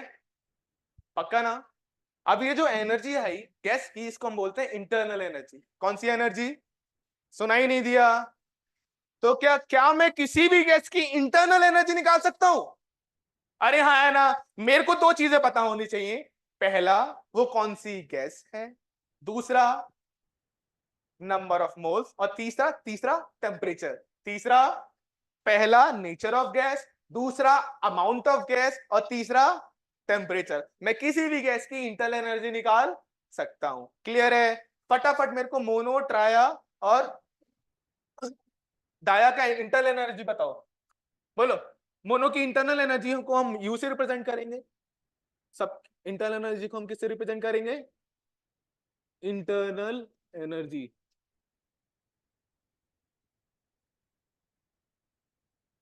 बोलो मोनो की एनर्जी बताओ फटाफट। बोलो मोनो की एनर्जी एक मॉलिक्यूल की बता दे। एक मॉलिक्यूल की कितनी? 3/2। Very good.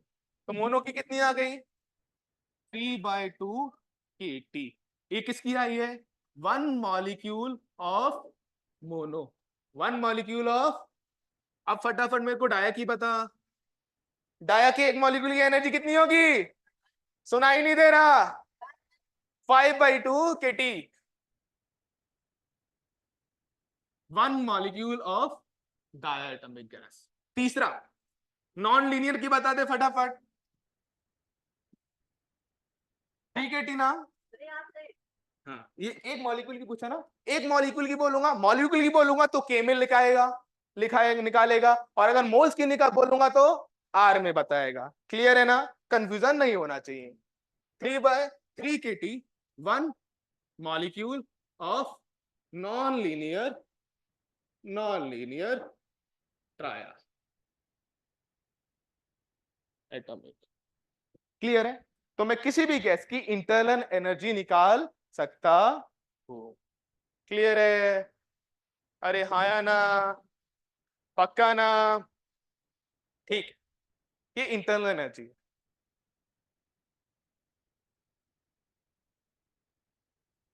पक्का? आगे बढ़ा जाए? अरे हाँ या ना? अभी इंटरनल एनर्जी आती कहां से है? दी जा, अगर किसी बॉडी को तू हीट देगा तो क्या बढ़ेगा? टेम्परेचर बढ़ेगा, और अगर टेम्परेचर बढ़ेगा तो क्या बढ़ेगा? Internal energy. अब तेरे को एक चीज ध्यान में रखनी चाहिए कि मेरे पास 3 थर्मोडायनेमिक वेरिएबल होते हैं। कौन कौन से? दूसरा, अरे आवाज नहीं आ रही। तीसरा, क्या टेम्परेचर के बढ़ाने से प्रेशर वॉल्यूम में कोई चेंज आ सकता है? आ सकता है। अरे हाँ या ना? इसका मतलब अगर मैं किसी गैस को हीट देता हूं तो टेम्परेचर तो बढ़ता है, पर प्रेशर वॉल्यूम में भी कोई अंतर इफेक्ट आ सकता है। तो अब एक काम करूंगा, मैं हीट दूंगा पर एक पैरामीटर को कांस्टेंट रख के, एक पैरामीटर को, अगर मैंने वॉल्यूम को कांस्टेंट रखा तो अगर मैं वॉल्यूम कांस्टेंट रखकर हीट देता हूं तो कितना राइज करेगा? कितना राइज करेगा? कितना राइज करेगा? ये इंटरनल एनर्जी है ना, बता सकता हूं ना। अरे पहले टेम्परेचर T1 है, बाद में टेम्परेचर, चेंज इन टेम्परेचर कितना आया? Delta T. कितना आया? इंटरनल एनर्जी में कितना चेंज आएगा? F/2 K into delta. Clear है? अरे हाँ या ना? ठीक है, आगे बढ़। तो अब मैं बोला कि अगर मैं वॉल्यूम को कांस्टेंट रखकर अगर मैं टेम्परेचर इंक्रीज करता हूं तो इंटरनल एनर्जी भी इंक्रीज होगी। अरे हाँ या ना? कैसे इंक्रीज करी? मैंने हीट दिया। मैंने क्या किया? हीट दिया। तो जितना हीट दिया, वॉल्यूम कांस्टेंट रखा है, वॉल्यूम क्या रखा है? अब एक बात बताओ कि अगर मैं किसी गैस को हीट दूंगा तो वॉल्यूम चेंज हो सकता है? अरे हाँ या ना? क्या प्रेशर भी चेंज हो सकता है? पर मैंने क्या किया यहां पर वॉल्यूम को, मतलब मेरे पास एक कंटेनर है, मेरे पास क्या है? कंटेनर है। इस कंटेनर में मैंने क्या कर रखा है? एक गैस भर रखी है। बोलो। और मैंने ये जो पिस्टन है ना, इसको क्या कर रखा है? फिक्स। क्या कर रखा है? अगर ये फिक्स हो जाएगा तो वॉल्यूम क्या हो जाएगा? कांस्टेंट। वॉल्यूम क्या हो जाएगा? अगर वॉल्यूम कांस्टेंट हो जाएगा तो ये पिस्टन पिस्टन तो मूव नहीं करने वाला ना। वर्कडन पता है? वर्कडन क्या होता है? कोई बताएगा वर्कडन क्या होता है? फोर्स इनटू, क्या ये पिस्टन डिस्प्लेस कर रही है? अरे कर रही है क्या? पिस्टन डिस्प्लेस करना ही, क्योंकि वॉल्यूम क्या है। तो इसका मतलब अगर पिस्टन डिस्प्लेस नहीं कर रही तो वर्कडन क्या हो गया? तो मतलब जब जब वॉल्यूम कांस्टेंट होता है तो कोई वर्कडन जो मैं हीट देता हूं वो दो जगह जा सकता है, एक वर्कडन में और एक इंटरनल एनर्जी इंक्रीज करने में। एक इंटरनल एनर्जी कहां कहां जा सकता है? एक इंटरनल एनर्जी इंक्रीज कर सकता है यार, बट यहां पे मैंने क्या कर रखा है? वॉल्यूम क्या कर रखा है? मतलब वर्कडन। जितना मैं हीट दूंगा वो सारा का सारा कहां जाएगा? समझ में आया ना? मतलब जो मैं हीट देता हूं वो दो जगह जा सकता है, एक इंटरनल एनर्जी को चेंज कर सकता है और एक वर्क डन कर सकता है। क्या कर सकता है? इसी को बोलते हैं हम फर्स्ट लॉ ऑफ थर्मोडायनेमिक्स। क्या बोलते हैं? फर्स्ट लॉ ऑफ थर्मोडायनेमिक्स का पहला लॉ यही है कि जब मैं किसी गैस को हीट देता हूं तो वो दो जगह जा सकता है, पिस्टन मूव कर सकता है, वॉल्यूम चेंज हो सकता है। वॉल्यूम चेंज होने का मतलब पिस्टन मूव किया तो वर्क डन हुआ। क्या हुआ? अरे हाँ या ना? और अगर मैंने हीट दिया तो टेम्परेचर भी क्या हुआ? और टेम्परेचर बढ़ा तो इंटरनल एनर्जी दो जगह जा सकती है। कितनी जगह जा सकती है? इंटरनल एनर्जी चेंज कर सकती है और वर्क डन। अरे हाँ है ना, पर यहां पर मैंने क्या कर रखा है, वॉल्यूम वर्क डन। जितनी जितनी मैं हीट दूंगा वो कहां जाएगा, मतलब अगर मैं हीट देता हूं तो उससे क्या मिल जाएगा, पार्टिकल्स की रफ्तार बढ़ जाएगी। काइनेटिक एनर्जी समझ में आया ना, पक्का ना, ठीक है ओके। तो मैं बोला कि एट कांस्टेंट वॉल्यूम मैं जितनी भी हीट देता हूं वो सारी की सारी हीट कहां चली जाती है, इंटरनल एनर्जी को में। किस में चली जाती है, अभी मैंने इंटरनल एनर्जी पढ़ी, क्या होती है, किसी भी गैस की इंटरनल एनर्जी क्या होती है, अगर मैं मोल्स में, एक मोल की बता दे चल फटाफट, कितनी होती है, एक मोल की F/2 RT, F/2, पक्का ना। अगर मैंने बोला कि टेम्परेचर राइज किया डेल्टा टी से, कितने टी से, तो इंटरनल एनर्जी में कितना चेंज आएगा, बोलो भाई।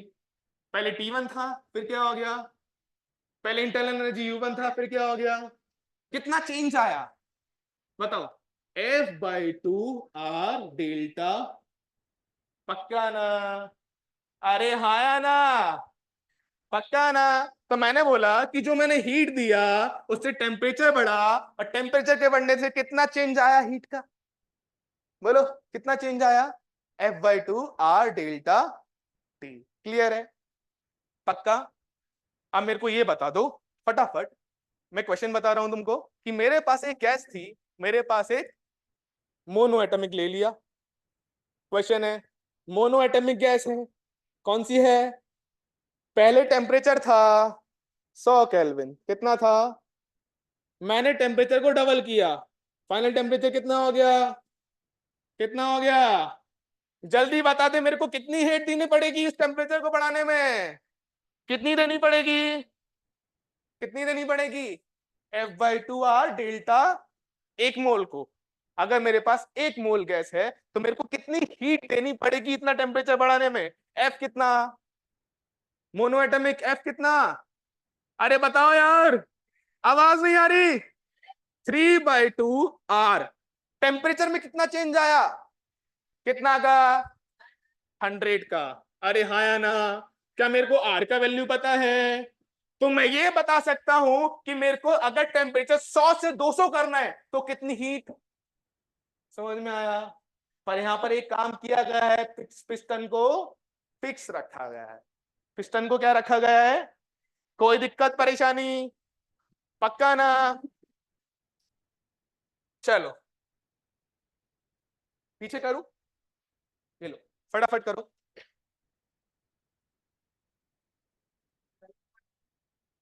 ट्वेल्व पॉइंट फोर आया,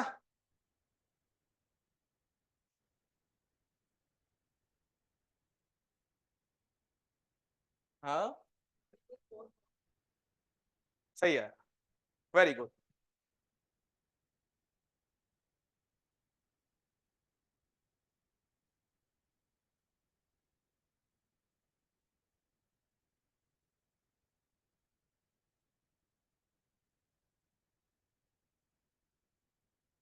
क्लियर है, पक्का। अगर मैं एन मोल्स की पूछता तो एन से क्या कर देता तू, मल्टीप्लाई, क्या कर देता, 2 मोल्स की पूछता तो 2 से कर देता, 4 की पूछता, अभी ये किसकी आई है, 1 मोल कि अगर मेरे पास 1 मोल है मोनो एटॉमिक गैस और मेरे को टेम्परेचर 100 से 200 करना है तो कितना हीट देना पड़ेगा। क्लियर है, आगे बढ़ूं, ठीक है। तो इन जनरल हमारे पास नंबर ऑफ मोल्स दे रखे होते हैं और एन से हम मल्टीप्लाई कर सकते हैं। क्लियर, बोलो, बोलो फटाफट, पक्का ना। तो मेरे को इतना पता चला कि अगर मेरे पास एक कंटेनर है, उस कंटेनर को मैंने पिस्टन को फिक्स कर रखा है तो वॉल्यूम चेंज नहीं हो सकता, और अगर वॉल्यूम चेंज नहीं हो सकता तो मैं जितनी भी हीट दूंगा वो क्या करेगा, उसकी इंटरनल एनर्जी में चेंज करेगा, इंटरनल एनर्जी में।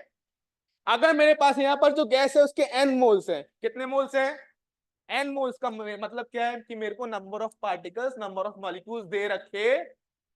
क्लियर है ना।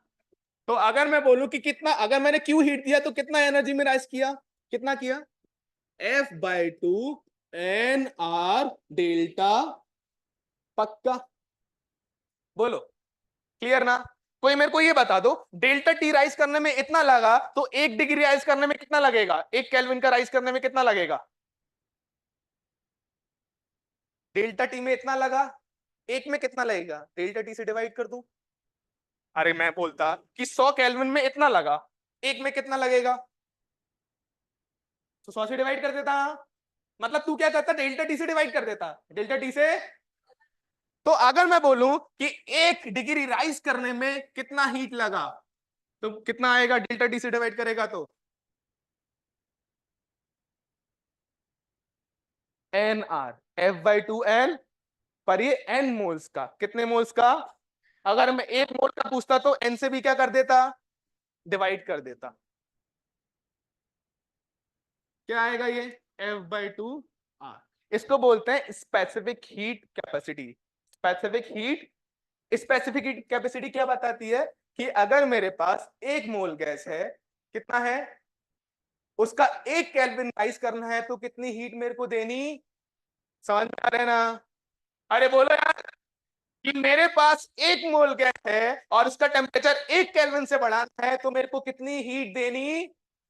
तो बोलते हैं specific heat capacity, specific heat.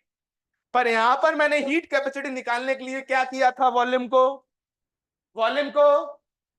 तो ये जो स्पेसिफिक हीट आई, कब आई? एट कांस्टेंट, इसको बोलते हैं सीवी। क्या बोलते हैं? सीवी। तो specific heat at constant volume कितना हो गया तेरा? F/2R। पक्का? तो हमको ये जरूरत पड़ती है कि किसी भी गैस की कितनी स्पेसिफिक हीट कैपेसिटी होगी, सीवी। अरे हाँ या ना? इसका मतलब क्या है कि मेरे पास अगर 1 मोल गैस है, 1 केल्विन से राइज करना है तो कितनी हीट देनी पड़ेगी? तो तू मेरे को बता सकता है कि मोनो हो, आया हो, ट्राया हो, सबको कितनी कितनी देनी पड़ेगी? अरे हाँ या ना? मोनो की कितनी देनी पड़ेगी? अरे बोल भाई। तो मोनो का सीवी क्या हो गया? 3 डाया के लिए, नॉन लीनियर ट्राया के लिए। पक्का? समझ में आ गया? तो मैं ये निकाल सकता हूं कि मेरे पिस्टन, मेरे कंटेनर में जो गैस भरी हुई है, अगर मेरे को उसका टेम्परेचर 1 सेल्सियस 1 केल्विन से राइज करना है, 1 मोल गैस है, तो मेरे को कितनी हीट सप्लाई करनी पड़ेगी? क्लियर है ना? F/2। सबका मैं स्पेसिफिक हीट कैपेसिटी लिख सकता हूं क्या? जल्दी जल्दी लिखिए, जल्दी जल्दी। मोनो का क्या होगा, फटाफट। फॉर मोनो, अब मेरे को आवाज सुनाई देनी चाहिए। 3 डाया का, अरे नॉन लीनियर ट्राया का। पक्का ना? ये मोनो का, ये डाया का, ये नॉन लीनियर। क्लियर? तो मेरे को कोई सी भी गैस दे रखी हो, मैं ये निकाल सकता हूं कि मेरे को अगर 1 मोल गैस है, 1 डिग्री से राइज करना है तो कितना हीट देना पड़ेगा। क्लियर है? पक्का ना? पक्का या कच्चा कच्चा? पक्का? ठीक है, आगे बढ़ूं? क्लियर? ठीक है, ओके, आगे बढ़ते हैं। अब तुम्हारा स्पेसिफिक थर्मो अब ढंग से स्टार्ट होगा, थर्मोडायनेमिक्स। ठीक है, थर्मोडायनेमिक्स, ध्यान दीजिए। आगे बढ़ता हूं, चलो यहीं से लिखते हैं। अब मेन थर्मोडायनेमिक्स अब स्टार्ट होगा, क्योंकि अब मेरे को बेसिक पता है। क्लियर है? ठीक है, ओके।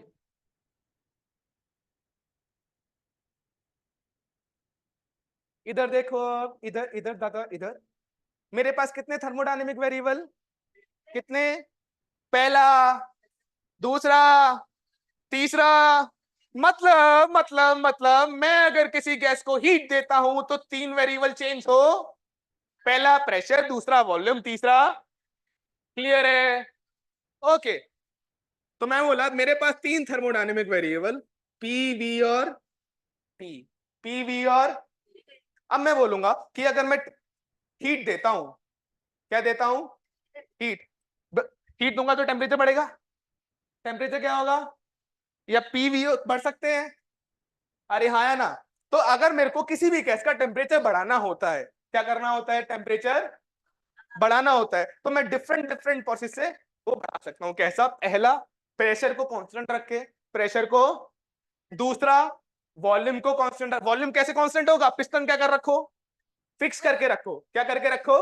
अगर वो मूव नहीं करेगी तो वॉल्यूम, अरे हाँ या ना? पहला प्रेशर को कांस्टेंट रख के, दूसरा, अरे हाँ या ना? तो मेरे ये डिफरेंट डिफरेंट तरह के प्रोसेस होते हैं, एक एक करके समझते हैं, एक एक करके, कि अगर मैं इन तीनों में से तीनों को चेंज करता हूं, प्रेशर को कांस्टेंट रखूंगा तो कौन सा प्रेशर, कोई तुमको बता सकता है कौन कौन से होते हैं? किसी को पता है क्या? किसी को पता है क्या? बता दो यार, पता है तो फटाफट। कौन कौन से प्रोसेस होते हैं बताओ, खड़ो खड़ो खड़ो। कौन कौन सा होता है? सर माइक कीजिए। अब इसको, इसका सब सुनना। आइसो क्या होता है इसमें? वॉल्यूम कांस्टेंट होता है। क्या होता है? दूसरा कौन सा होता है? आइसोबारिक में क्या होता है? क्या होता है? याद कैसे रखना है? याद ऐसे रखना है, आइसोबारिक, इसमें बार आ रहा है ना, बार यूनिट होता है प्रेशर का। किसका? मतलब जहां आइसोबारिक आएगा वहां क्या कांस्टेंट होगा? तीसरा तीसरा प्रोसेस आइसोथर्मल। थर्मल का मतलब टेम्परेचर, थर्मल का मतलब, आइसोथर्मल में क्या होता है? टेम्परेचर। चौथा, वेरी गुड, चौथा होता है एडियाबैटिक। एडियाबैटिक का मतलब है जिसमें कोई हीट का एक्सचेंज। चलो एक एक करके समझते हैं और पढ़ते हैं। क्लियर है कि अगर मेरे को ये सारे प्रोसेस करने होंगे तो कितना हीट देना, ये तुम्हारा थर्मोडायनेमिक्स, और कुछ नहीं है। इजी लग रहा है ना? हाँ, थोड़ा सा हाई लेवल रखना और पहले भी नहीं पढ़ा था। अब अपन थर्मोडायनेमिक प्रोसेसेस की बात करते हैं, कौन कौन से प्रोसेसेस हमारे हो सकते हैं। ध्यान दीजिए, थर्मोडायनेमिक प्रोसेसेस, थर्मोडायनेमिक प्रोसेसेस मतलब मैं प्रेशर को बढ़ा रहा हूं या कांस्टेंट रखा हूं, वॉल्यूम को कांस्टेंट रखा हूं या फिर टेम्परेचर को। ध्यान दीजिए, अब मैं बोला कि थर्मोडायनेमिक प्रोसेस मतलब मैं कौन क्या क्या चेंज कर रहा हूं? प्रेशर, वॉल्यूम और पहला प्रोसेस कि अगर मैं कोई चेंज तो कर रहा हूं पर प्रेशर को क्या रख रहा हूं? प्रेशर को क्या रख रहा हूं? जिस प्रोसेस में प्रेशर को कांस्टेंट रखा जाता है वो कौन सा प्रोसेस होता है? आइसोबारिक। आइसो, यहां से हमको बार से समझना चाहिए, बार प्रेशर का यूनिट होता है, मतलब प्रेशर की चर्चा की जा रही है। किसकी चर्चा की जा रही है? आइसोबारिक में क्या होता है? प्रेशर, प्रेशर कांस्टेंट होता है। अब मैं देखते हैं अपनी आइडियल इक्वेशन, सबको पता है? जोर से बोलो। पीवी बराबर एन क्या है, आर क्या है? Gas constant. आर क्या है? ध्यान रखिए। अब ध्यान दीजिए कि पीवी बराबर एन आर टी में मैं प्रेशर को क्या कर दिया? क्या कर दिया? टेम्परेचर बढ़ेगा तो वॉल्यूम, टेम्परेचर बढ़ेगा तो वॉल्यूम, टेम्परेचर घटेगा तो वॉल्यूम। हाँ या ना?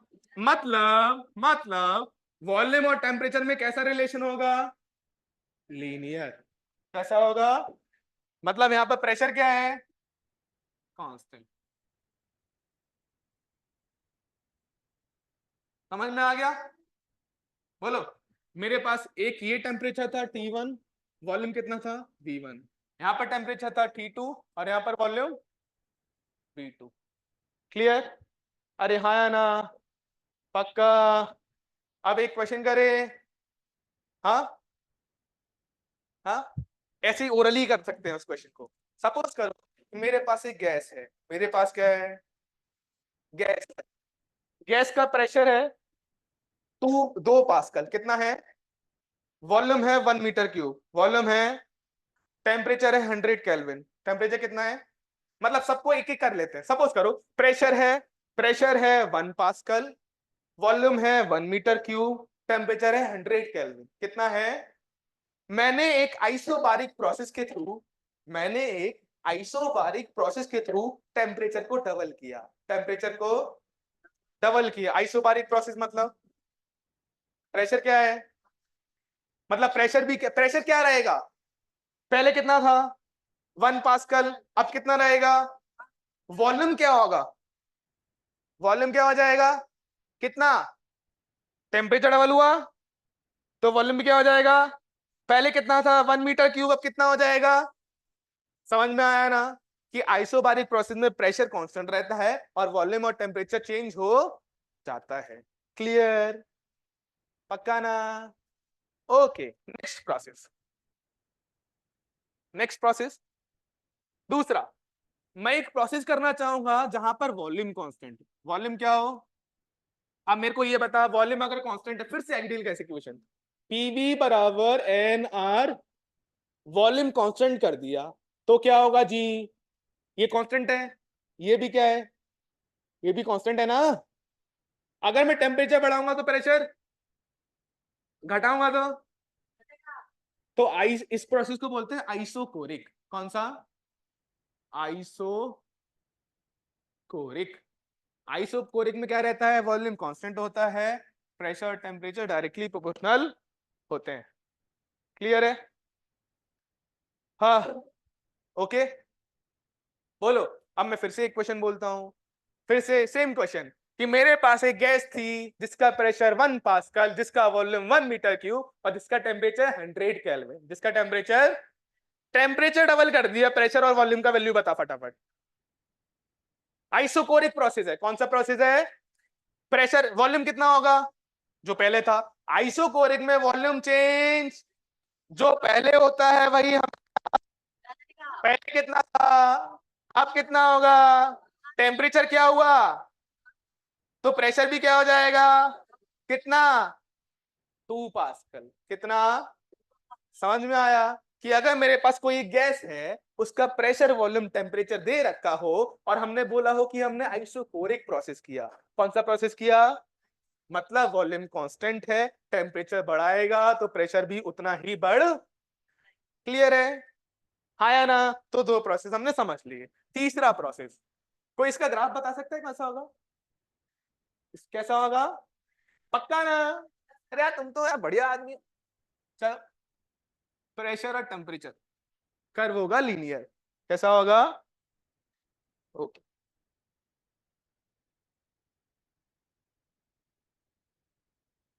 तीसरा, टेम्परेचर कांस्टेंट रख दिया जी। टेम्परेचर क्या रख दिया? कोई बता सकता है कांस्टेंट टेम्परेचर किसमें होता है? कौन सा? आइसो आइसोथर्मल में टेम्परेचर में कोई चेंज, कोई चेंज सुनाई नहीं दे रहा यार। तो वो प्रोसेस जिसमें टेम्परेचर में कोई चेंज नहीं होता, वो कौन सा प्रोसेस होता है जी? आइसो। पक्का ना? मतलब फिर से आइडियल का इक्वेशन देख। आइडियल गैस इक्वेशन पीवी बराबर एनआरटी। पीवी बराबर, टी क्या है? ठीक है, एन कांस्टेंट है, आर कांस्टेंट है। अरे हाँ है ना? तो ये पूरा क्या हो गया?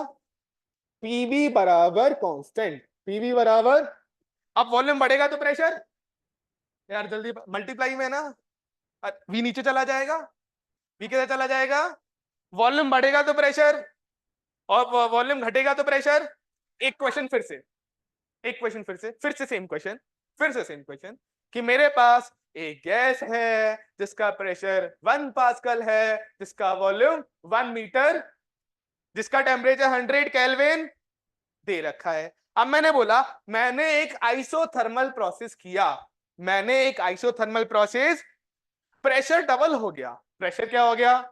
वॉल्यूम और टेम्परेचर बता दे फटाफट। हाँ हाँ हाँ हाँ हाँ, दोबारा दोबारा दोबारा। प्रेशर क्या हो जाएगा?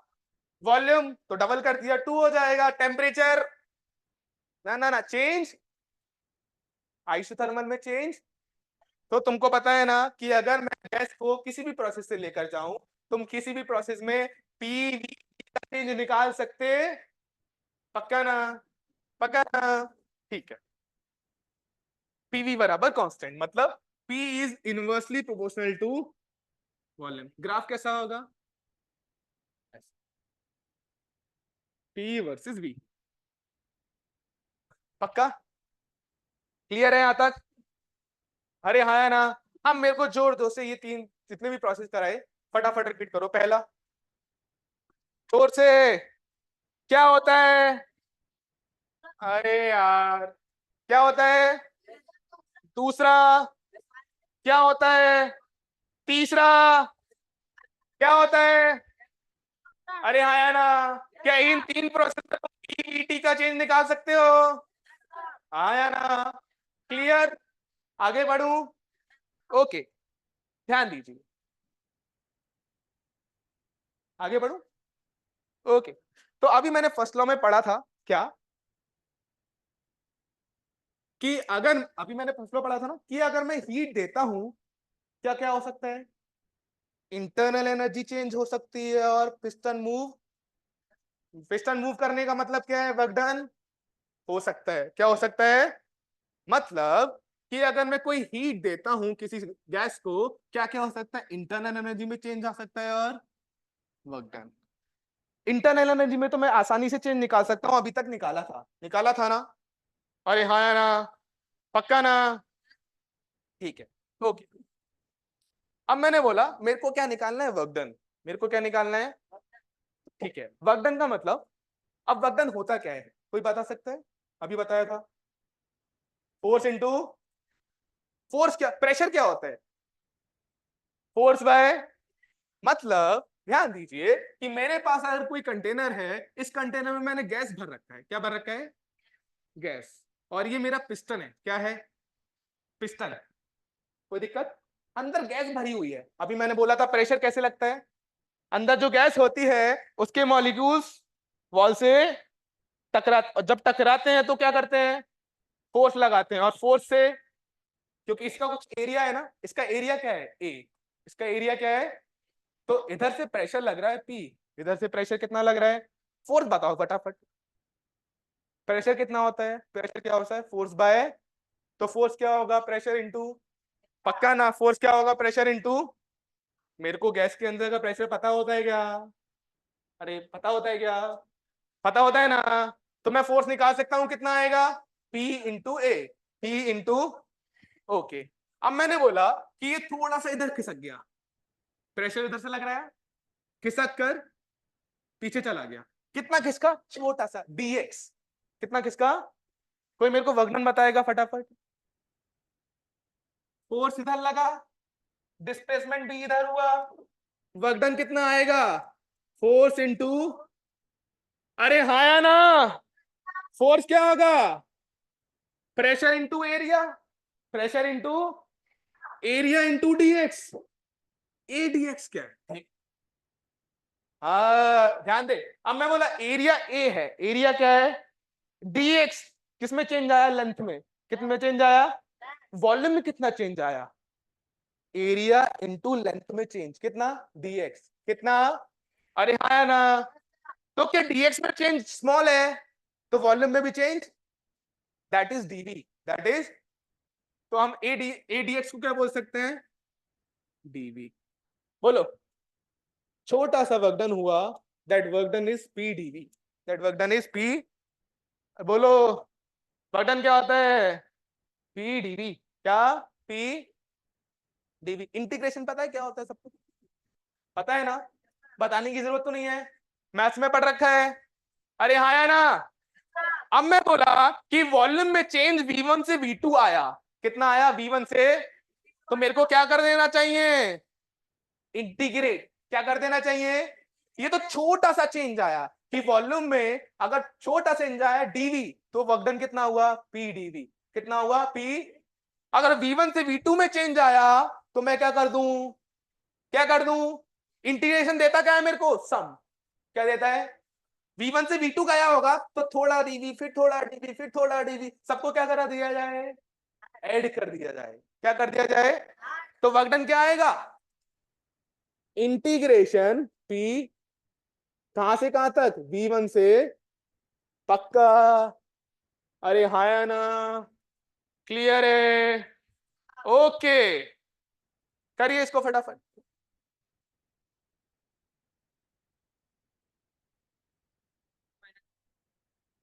अब ध्यान दीजिए, यहां पर जो प्रेशर है वो कांस्टेंट भी हो सकता है, और अगर कांस्टेंट होगा तो इंटीग्रेशन के बाहर मैं निकाल सकता हूं, अगर नहीं होगा तो नहीं निकाल सकता, क्योंकि हर पॉइंट पे प्रेशर अलग अलग होगा। क्लियर है? ओके।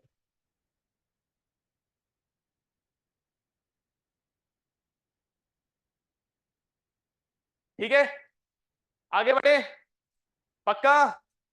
अब मेरे को सपोज डिफरेंट डिफरेंट प्रोसेस में क्या निकालना होगा, वर्क डन। क्या निकालना होगा, क्या निकालोगे, इंटरनल एनर्जी में चेंज निकालना आता है सारी केसेस में? अरे हाँ या ना? तो मैं वर्क डन भी अब निकाल, कैसे निकालेंगे ध्यान दीजिए। तो मैंने बोला कि हमारे जो प्रोसेस होते हैं वो कितने तरह के हो सकते हैं, अरे जल्दी बताओ। पहला कौन सा, कौन सा, क्या होता है, दूसरा क्या होता है, तीसरा आवाज नहीं आ रही, क्या होता है, इन तीनों, इन तीनों प्रोसेस में क्या निकालेंगे हम, वर्क डन। क्या निकालेंगे, वर्क डन। तो पहला process isobaric, isobaric, pressure constant. ठीक है, तो अभी मैंने पढ़ा वर्क डन क्या होता है, integration, integration PDV, integration. Pressure क्या है, क्या मैं इंटीग्रेशन से बाहर ले सकता हूं, अरे क्लियर है सबको? मैं इंटीग्रेशन से बाहर लूंगा तो ये क्या आया, इंटीग्रेशन डीवी, मतलब सारी डीवी को क्या कर दो, ऐड, सारी डीवी को क्या कर दो। अगर dV dV dV dV add करूंगा तो क्या आएगा, final change in the volume, final change in the, पहले वॉल्यूम V1 था, फिर वॉल्यूम चेंज कितना आएगा, V2 माइनस, अरे हाँ या ना? तो that is P delta V, that is PV2 minus, पक्का। अरे एक क्वेश्चन बता फटाफट, करेगा, करेगा ना? मेरे पास एक गैस है, मेरे पास एक प्रेशर है 1 पास्कल, कितना है, पहले वॉल्यूम था 1 मीटर क्यूब, कितना था, वॉल्यूम हो गया फाइनल 4 मीटर क्यूब, कितना। इस प्रोसेस में मैंने एक काम किया, प्रेशर को कांस्टेंट रखा, प्रेशर को क्या रखा, प्रेशर को कांस्टेंट रखा, मतलब कौन सा प्रोसेस है ये, आइसो, आइसो।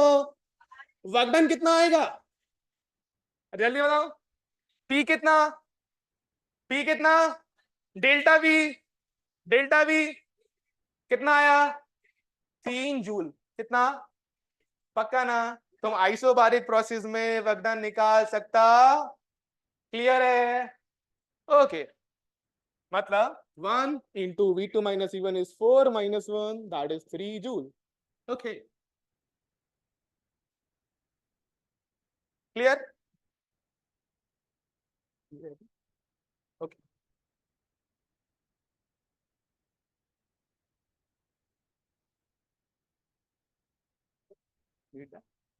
हाँ सर,